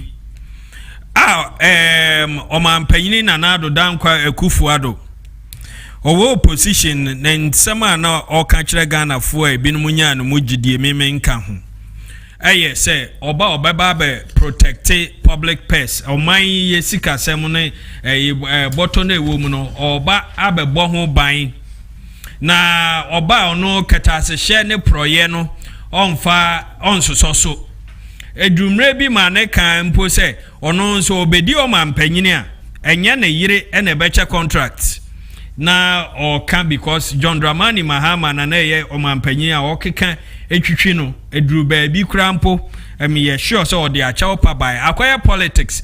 Some of us sometimes can be loose in our talk to make a cancer bia. Now we share the history of the UP tradition now. Abrebi or more opposition no omono near oteso no ye gu ne ho fi ye tumi edi atacha yewa ma sometimes se wu dware krampo a ohun emfi nsuo sen semna sen ohun fi omo wo hwe omo ayia from Rollins time President Kufuor Baye at Mills Baye Nanado Danko Kufuor at a point square of rare Professor Mills, Professor Doolittle. Meanwhile, no ne Professor Mills and soon war Legon. Now Professor Mills Nimadia Chen bam bam. Umunyina results. Professor Mills became a professor at age 27. Nanado third class economics. Or ye way in Ghana for Eddie on my share. Nanado and Sano. Near him say. Ebana ketase shene proye padi ebi mfani feature. But we can list over 120 scandals. A bust scandal, a Ken Bond, a Ghana cylinder, chese what nasi now doing one. To me buffer with him because a dozen you get confused at a point. But a net the can was some year. ABA Ejenim J Nanado Eden call PPA from information I and say yeah they are brandy call PPA no na honor public procurement authority chesesa bino ebe dibia na say beto bibi dia ba omaimu anasa ye bibi most of them contracts near there no honor fa ne ayemhwehwemu na omabie mu krampo say one a war opepa se adie se contract ni ede ma adie yade atudwa no omo pese omutu sa na mo no de credentials ne qualification ene ekwan a obefa so etu sa adie no ne sika obeje oman ni nyina ade aba ne ye hu ne se abrante yi okona na account mu krampo yesi sika edem yesi 45 cedis na account ba ko bi 45 cedis ene ye behunu ne to no nhwehwemu bae eye Manase Azure ebehu ne to na $45 million ene that's our account no na dodo na bisa se ne bosome akatua mpo ye sen na mfie mienu ne bosome kakra no watumi anya sika chesa account ne bebre ni sika ededam na ehu ana Manase Azure odwuma oye no ebeda edi se one na konta ebie company a ye frɛ no BBBB talent BBBB company na the omode sa company ne ye ne say in as much as was say BB eco tender ne na manfo bede ne ade ye bie mu no omoye na ma restrict no obehwe na ne company ana kontada no enso e the application abetum na ono no omaye obehwe na contract na akọ na konta any ono no company ne ho na omoye ya ma at a point crampo na omaje contract ni bi crampo e bro omo so muntumi nye na Manase to edi contract for sale afi omo MBA mu no oye na ekone one na konta company ne ho a na omo asanso de adoma to so don komi na omo asanso aton e de ma nkrofo sa na omo we nyina akoso andanana do dankwa ekufu ado aso ma mpanyini nipa oyi no amongst the many corruption scandals in the cases no papa idie ene abase special prosecutor Kisie Ejaben only the second special prosecutor within a very short while. History will guide us. Said the first special prosecutor Nanado Fan on NDC ni Abrantie Martin Amidu lawyer or lawyer Ben Kaiser Amidu ye mudodo na aka se Martin Amidu aye nimu ne se ne ositi no ntumi ne Nanado enye adwuma asif se ne ye hye nkom na enye nkom keke ne ye hye because ye nim se ne ositi Martin Amidu eko krata o chiro ye kire se edrubre bi na kenoforiata krampo ekono ho ewo fie kosra no ma ne bisa ne say adenti na obesra no ofie o se wate se oyare ne ade na ye because nhwehwemu bi aba oya na kenoforiata ho ewom na ode sa ade no kosra no Matunamidu eko o describe Nanado Danko Ekufuado say he is the mother serpent of corruption, not just the grand master of corruption. We are seeing ye man penina katasishe proye kankan pa not only say one asuya ye no mum or no one kasa butu so na nensa ne 93 ni pedua ni nyina enumua. Matunamidu say we Nanado Danko ebi ni ho enunti Matunamidu send your city when to mean Nanado and Yaguma or say we are what say obe kun katasesha ni definition aye Nanado no ebe fight wampa.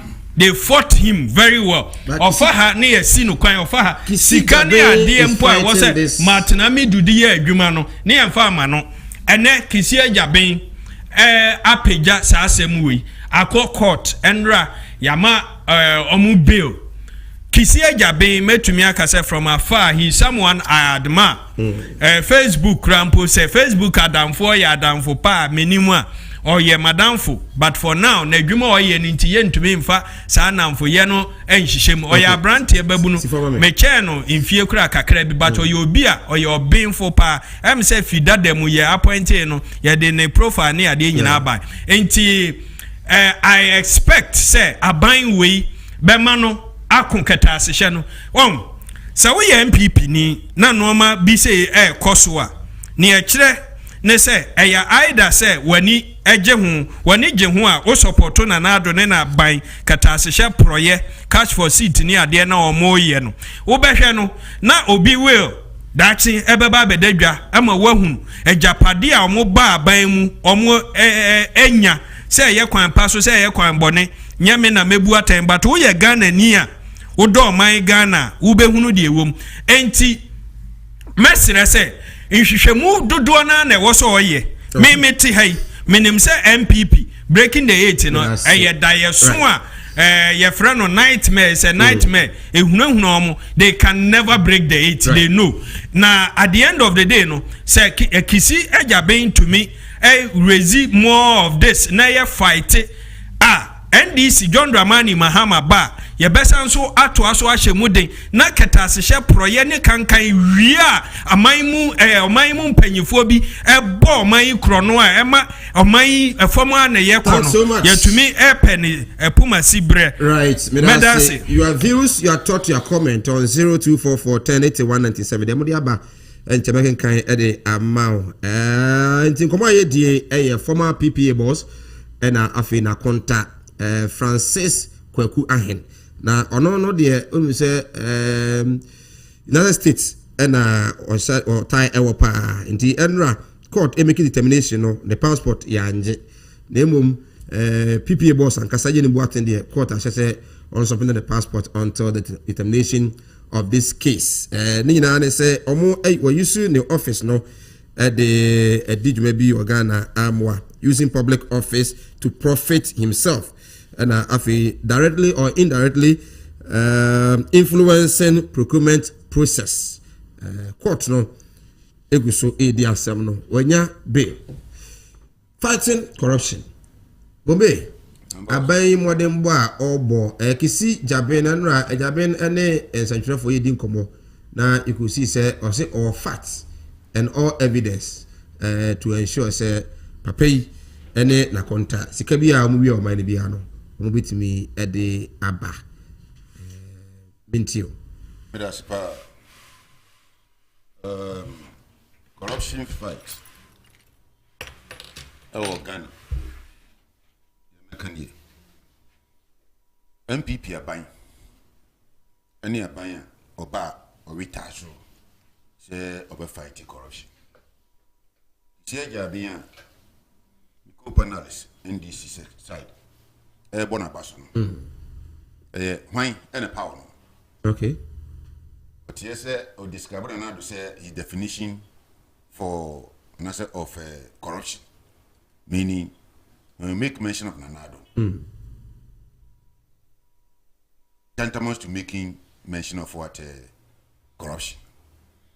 Obia wabo krono na se oye ososo krono so.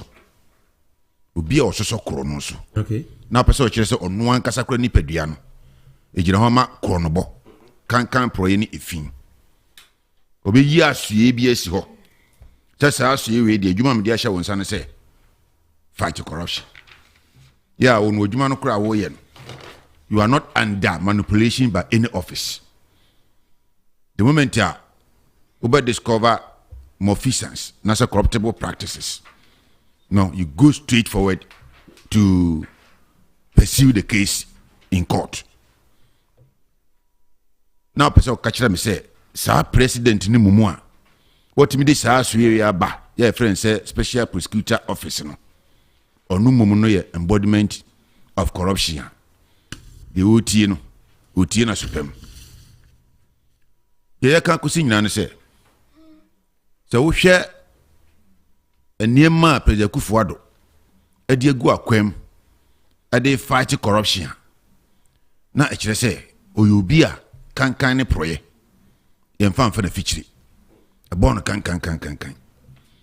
Me sa PPA boss ya ye kana semi. Office no ye office holder. I'm sure say enam say abana pesu to corruption asinti no ahwe ne nsemahu fodie wo no ho ana odina akoma court say omuni nasem through the office of the special prosecutor. So nanado ode asuye ne siwo na say bia e jam siri bi na say opese odi bribri Ghana fo ne sukaka nka this particular case kura no kan court.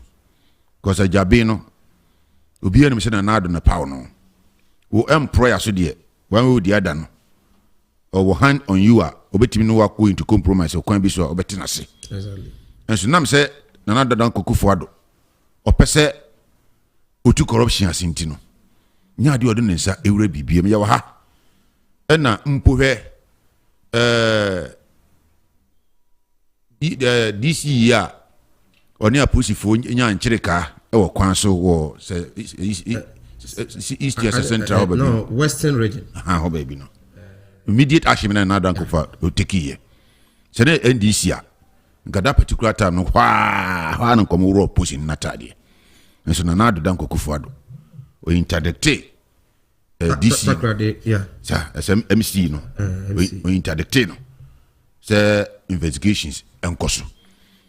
Well, yeah, in na hobby bree, and as we lead the exemplary life, clearly and panoramically say, on so can proyeso. Into say, oh yeah, ni bampo na udin sinhuna, obama mrano, ada dieda. Yewa ha, ena IGP, ya was CCA, dampare. Who MP, was so a year for when you say be odibo ni bi kura sumbo kakrakabiu, was so a driver no year for home.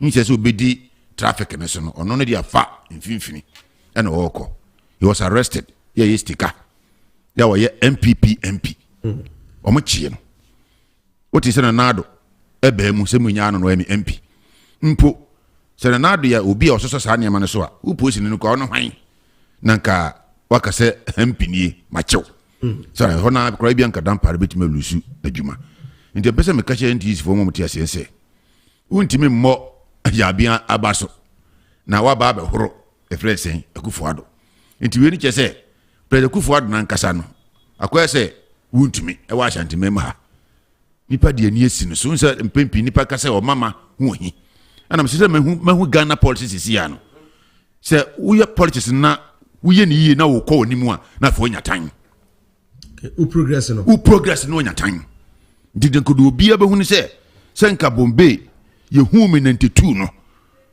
na ko be humi na no na che se maye langa na nani achi onyawu se wakosoro pe na nsi ya mi amebodi mmo mi komanim na me bo modi nya fidie bi se me de beye party adwuma eno ho nsem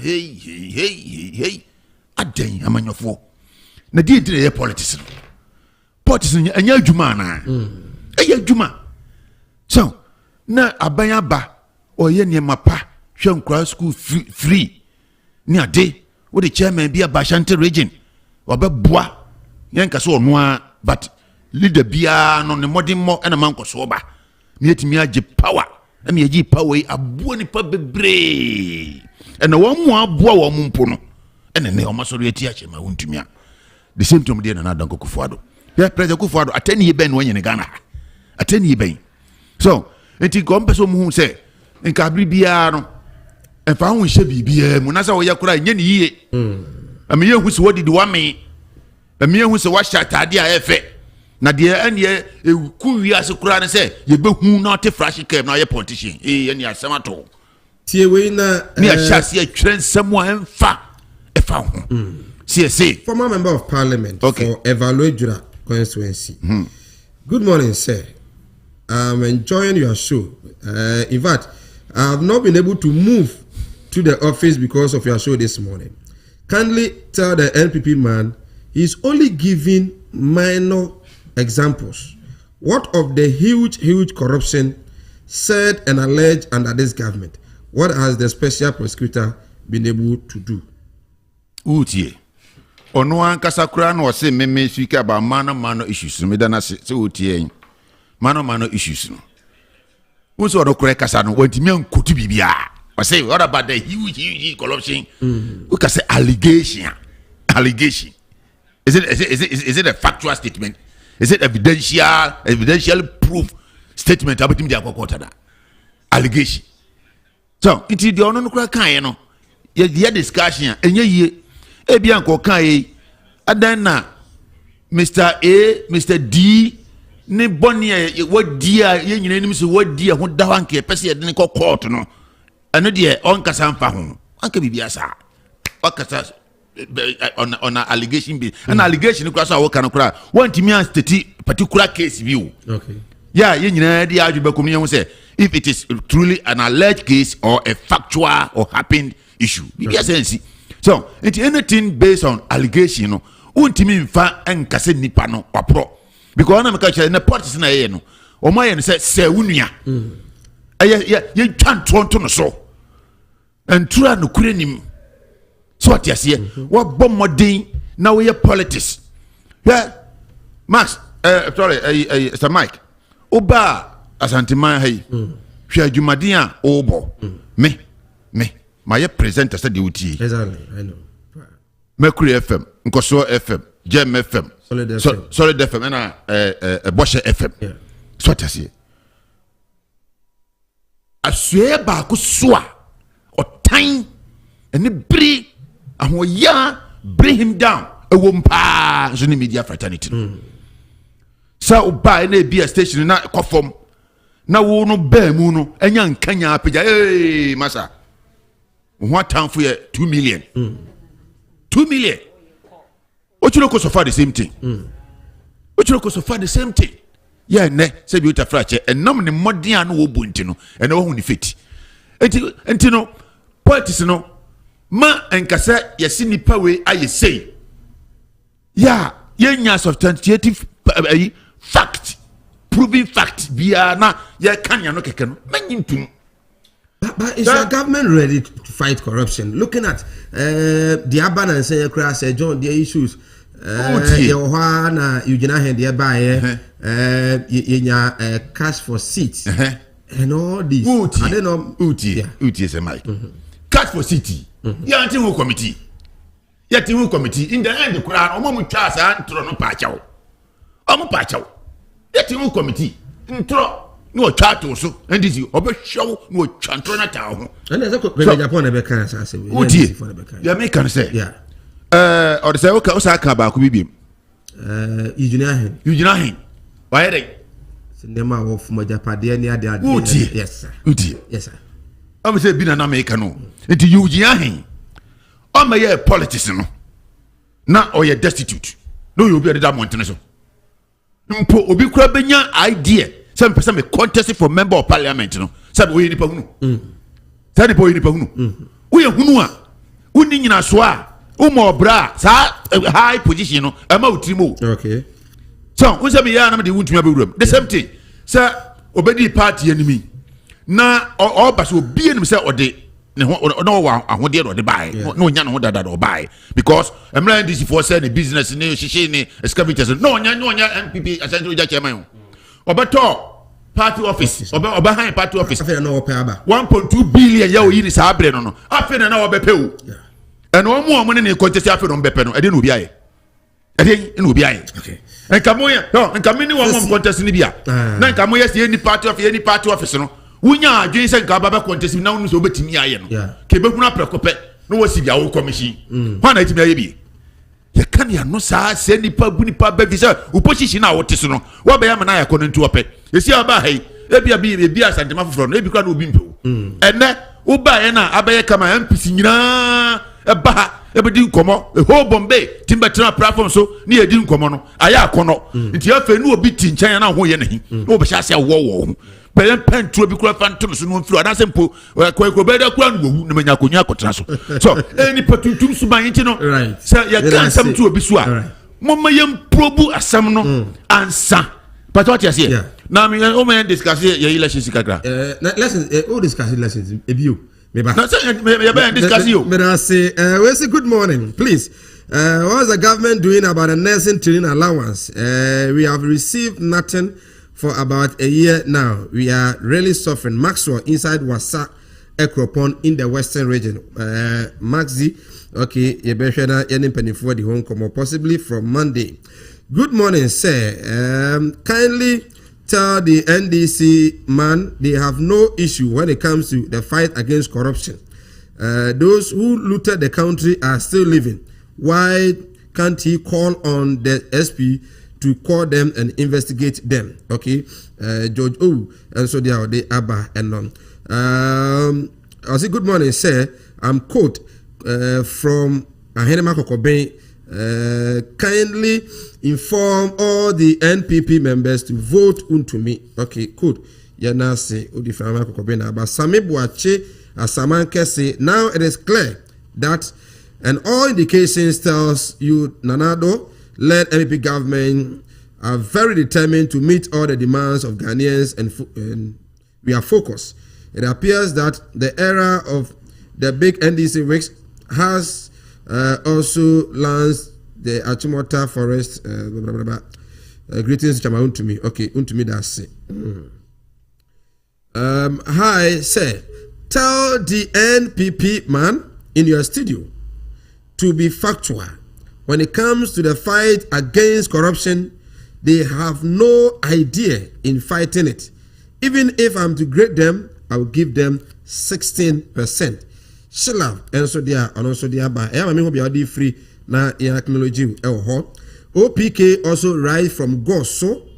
Mahama and Inusaf Husseini pop up in the NDC document on the Achimota Forest, but NDC members are doing propaganda with it. Meanwhile, Mahama and some NDC gurus have already sold some of the lands among themselves. OPK Nchiano Wadodo and Opay. Nana Beni and so they are there. Good morning, sir. I like your show. The MP has said it all. They are not in their custody of the album. Whoever complains of the album should go to Accra for the album. In any way, whom did they campaign when they went round and they were told they will win the elections? Now they have seen they will lose the elections. See what they are saying. Okay, we say president saying we should demolish water bodies for where do they build their NPP office?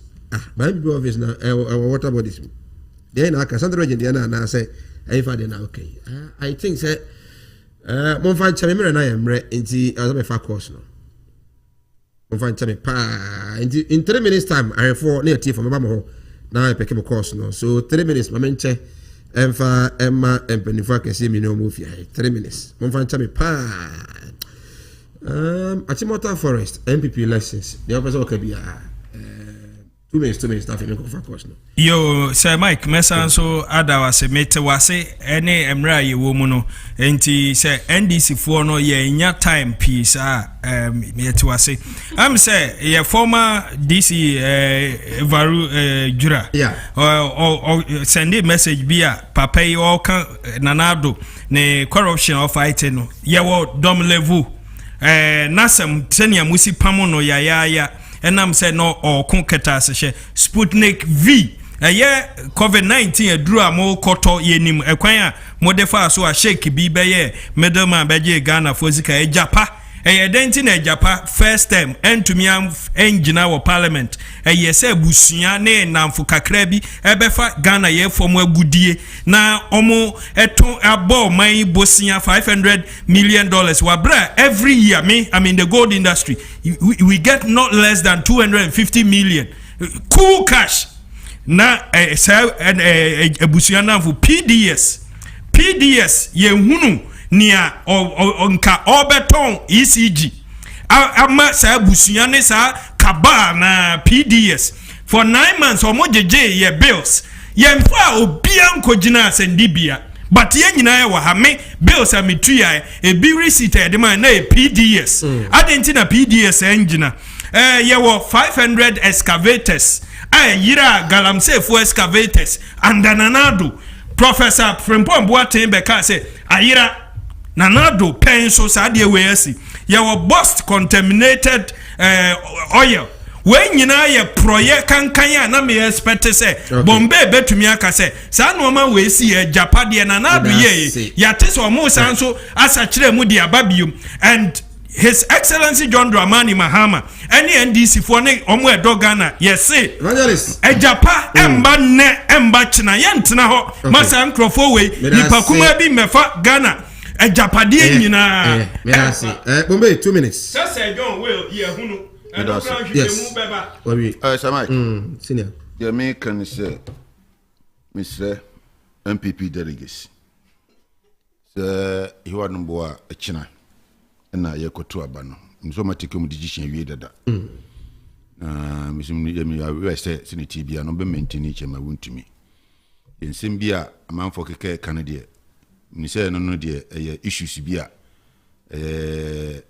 itimitinase na ebia se farm management ni adena fe the entire team no executive regional executive team no and they say you know mu nyina tenase they make sure say obi in adwuma o de hwe there na times emma enye yi ni say obi a secretary wa beji a whole secretary ono na partner administration nyina cha nsa secretary na ene abay full time job think o secretary won ko ba bia e say obi e ba office obeto but obi e teacher ojina classroom cha de obi e lawyer obi e we omo nyina ko e businessman into be ko party office was a secretary wote ho no oni ho so etino onu no side na atosini no in the end near the suboni nyina abegu chairman so because secretary na so ko round the constituency report to ko reports no wa ba no about advice with chairman yes am we meeting yes am we no ho no ma ye but do we see that way wa ba say ento aba man secretary ebe wi ase no communicator no road to run TV station but timi ko trankan there 2 weeks na wa ye communication Haraba or your administrator of the party, as one when we tear from some grassroots or be a problem be a babiano, one so he know now Adiba come me don't board me penasem pano. So pastor don't board also I who communicated that. Or no baba once in a blue moon. Assembly be a more dress on the bitch but you rotate no I did communicate to honor so say sir obianya especially a man be na ya no maje positions no a man be na ya maje position no waje position and one no da onya ki mena say Bombay era materenka ma bia mo na tum 0244 108197 0551384493 0551384493 0244 108197 first caller hello good morning hello good morning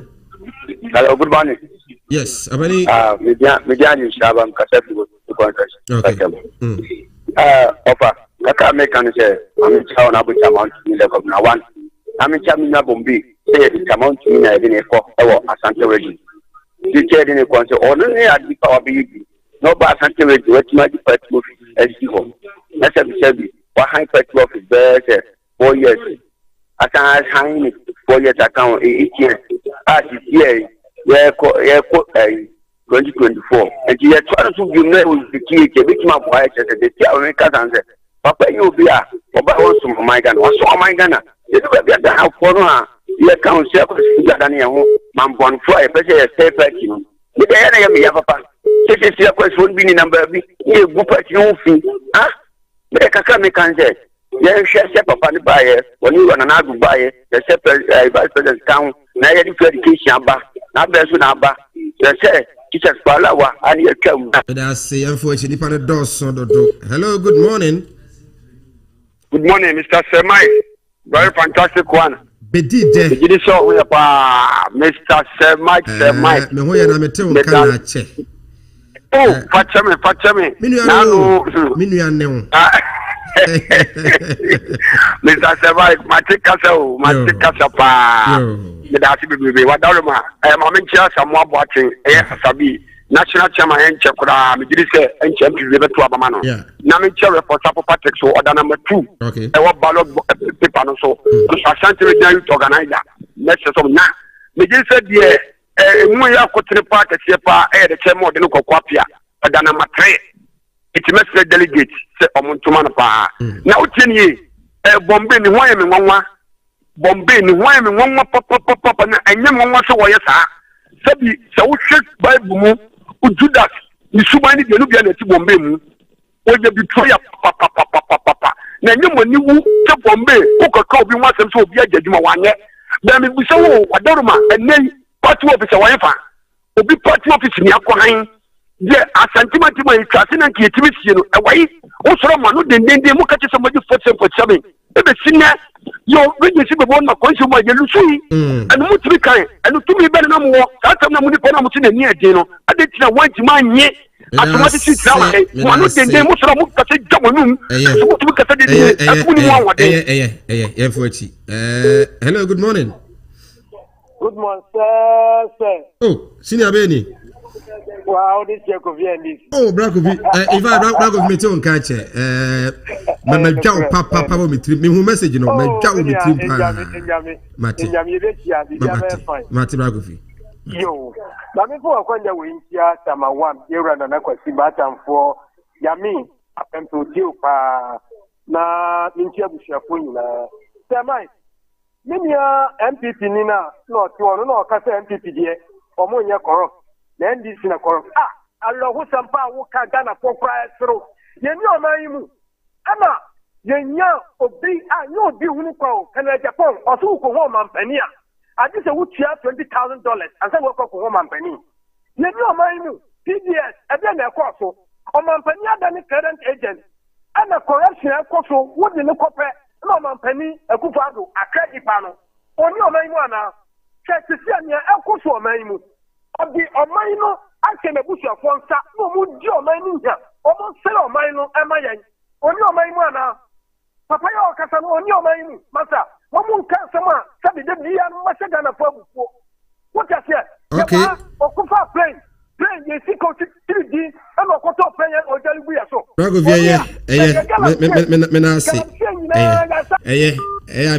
Hello, good morning. Good morning, sir. I'm going to do taxi driver and do Tafu. Tafu, because I made a change to complete him. Now, did the yellow body not to Kurumus and so the catch as a phone. Now, I have done something for the manager with Citrone, the Papa MPP. Agenda now. Engineer Kobe showed me, Mr. Ghana for Mokotumano. Let me say an effect. Let me yes at me. Mokotumano yes at me. Also,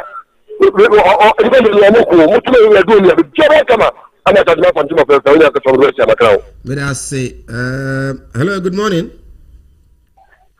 Hello, good morning. Sama. Abanikasi. Sama, oya. Nyame gusu Israel pa. Sama no po sha pa Roma boso. Abuja bani bani. Sama no na bukuni.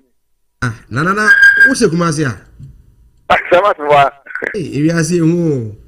Samatio, how many more Milano?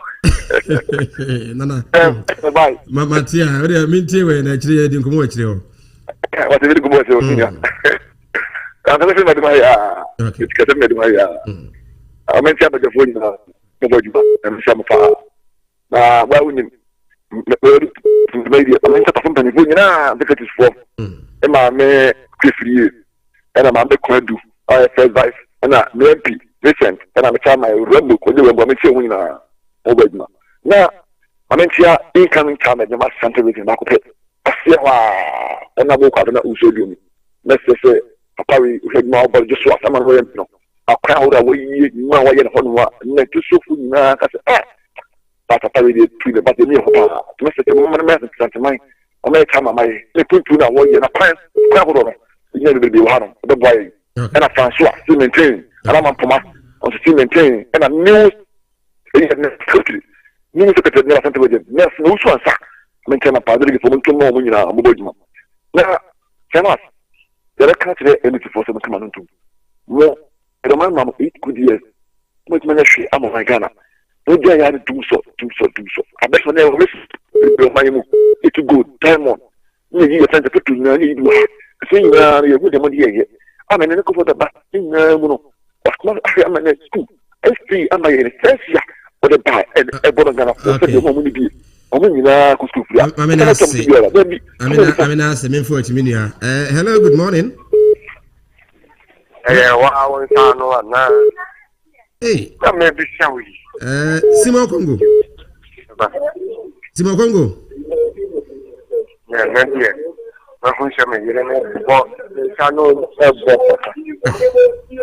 Simon Congo, 1 million na say, okay, let me see Simon when you're ready. Hello, good morning. Hello. Good morning. Morning, sir. Do you have your free? I'm a free crime. Okay, minty want to pay. Masa, yes, I'm say, sir, and this for propaganda, man, people for you serious. Now, one year, and to me, communication for no, and to me, more, say a bit to me, I can't tell. Because one some of them can no crab, I could create in him. But MPP, I dean yet 1 a day. Yes, show a idea, a hard drink, sir. A idea hard drink. The one mama communication team, no, say, pay your down known to me. I want to get the papa for any person. May I tack one because here to me, yet, ma, in your ma, Nipan Gusa, or more, and one more match him and say, and say no, and why, and one mine. The mom can be a baby in your slam. FHM, I won't to no motion a momentino. Because Sana Yemi problem of Formana. Sana Yemi problem of Formana, my year, Trusser. Nanuesi. Let us say, hello, good morning. Morning, Minia. Napomi say, Nakope, me hoye pa. Mama Chapa, Namicha Reverend, no Palfuina. I'm a for Fidentia DC regional chairman and a person. Batch for no Nabuju, and a Pempo, Javin, Franca Marco, and Minia. Majority near of course of Ghana in having papa. Now, MPP for the air, I can't watch me. No, the Mmda'S central for my bomber bus. Now, I do honorable Joseph Yami. Okay, I see you was cancer and power man in Yajuma and pass with an Yajuma. Yakotono, a stadium. And here, propositions, Yaka Dimu, the Ghana for the Selena Mesamo. And no more peninsula while Shanko was there. Friday, see, and Omuko, I could be for dime. Young Roman or Mampaniman stretches a year Juma. And Kwesiaga, Mmda'S Minia. Dr. Mmda'S say, hello, good morning. Good morning, Sir Mark. Simon, ye. Sir Mark. Boko, dear. Oh, Boko, no, or what, dear.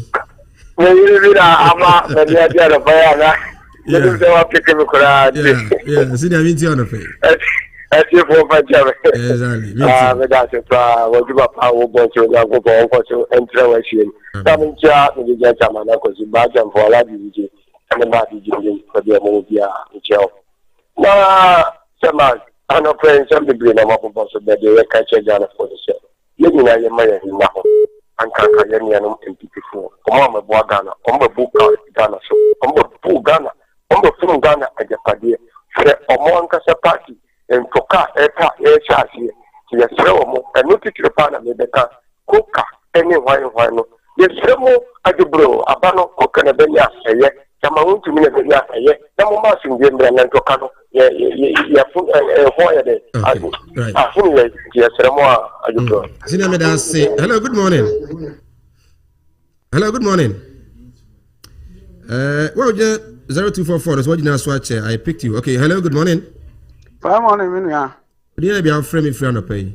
Me pacho me flow free the chima buni is. I hope I dear. Ao boko. Udin. Midindi azikadungu.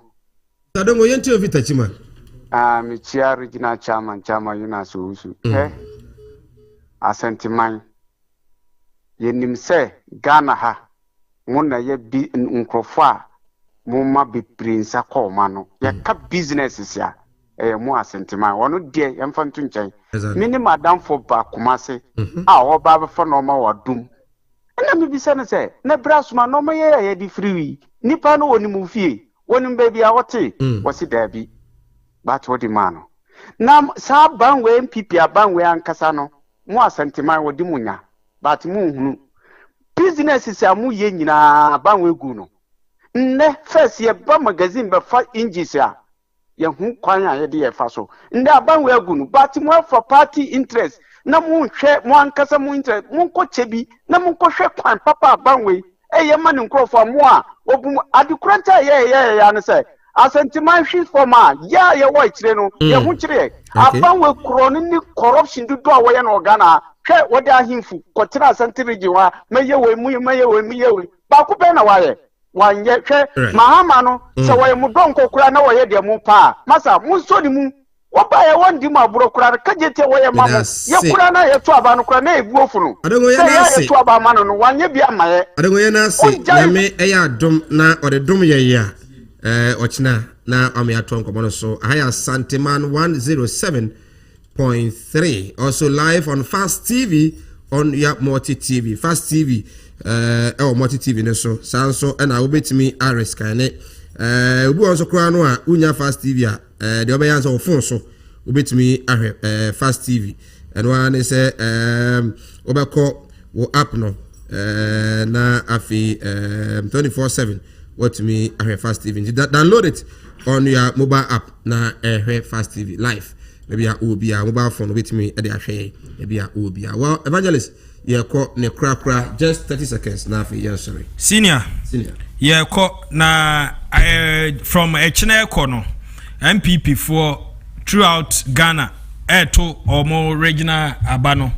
Many mu say wentwi ene mentem ho ase bebre na bebebam. It is in the DNA of the MPP, but at the end of the day no Ghana yasumdue ya de wo say hiaye samre ya emu aye den ye to a yentumi nto ye ton a ye nto petrol bu aye den de aduane esoro na ekono at least ye hia yasumdue asumdue de ye ntumi entoto na se menim say MPP no as a party na enya akono se ne misika ne de bia no but over weekend year by ombesanso akwaye more ama Ghana for dodo na sanso abamu abu efa party no ho ye bekoso na yaka no kre no as NDC for NDC is the only party ye ba ye toto noma ma obi ansa Canada nyamenti nanim enkyere omo me sanso koso asere Bombay ene ne party for say yasumdue ombebu omo ho kra omo de omo mbu omo ho venue ba Mmda'S. Right. Evangelist Richard Pra 2020 parliamentary candidate ma NDC shayeso otin in Canada no pay regional communication team member here in Asante region. Bombay nyame ya domo a memenda Shabula Sisi so no no. Shabula Sisi o ware. Nti memenda we ya Shabu ware. Nti meme ya ready na mafrɛ na yakɔ se bedu sata na se victory no saka. So memeda this week pa de so say e to aba memeda wi a Sunday ye gi ani ni sa na ma no nti ana ono akro woni mti na ho invite me wonu so we dey possible nti no ankasa ho invite the Shaibula CC CEO Edema Focus Institute of Journalism Shaibu we show a happy marriage in say nyame be ya dom na aware no so no nyina no atumi akama nyina beta wachi ama na yefe we me sorry recipe the American say delegates dem say automatic decision wie ya say sade chema wontumi ba na team no muso no na na mampoma yeah women organizer so on a post dabi we contest no but I said you go on a post and say woman no the human relations very good yes you who is how so I'm telling you women intra women if you listen mami can you make some time ago okay na me men no na who is how no sir okay but me no I'm so a fantastic woman adwuma a man no munya adwuma no onye bia ndo adwuma ne pa na me srepi yes can buy no omo do so pa na me pese ye nya northern percentage no akona nim kakra opoma na dabi me I'm going for abagna former ejura chairman onyine dodo obetumi ayedu dabi no one dem masa ceremony akokura what say Santini abrantie finally me time no dem am nensui finally your Poyando Paul Kwabnayando assistant secretary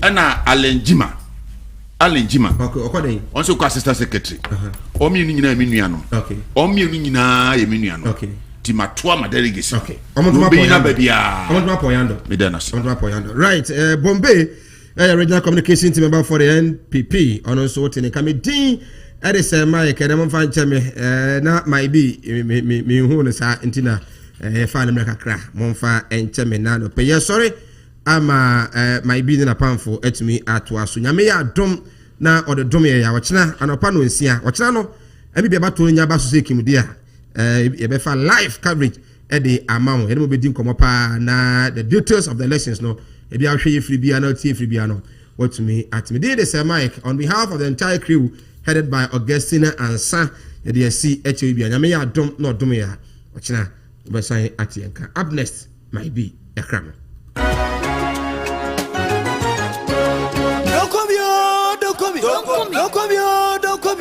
Don't call me Mr. Don't call me. Mr. Don't call me on the way. Mr. Don't call me, you'll be a Bayajina tomb. No assign cratamano. She said, "Who pursue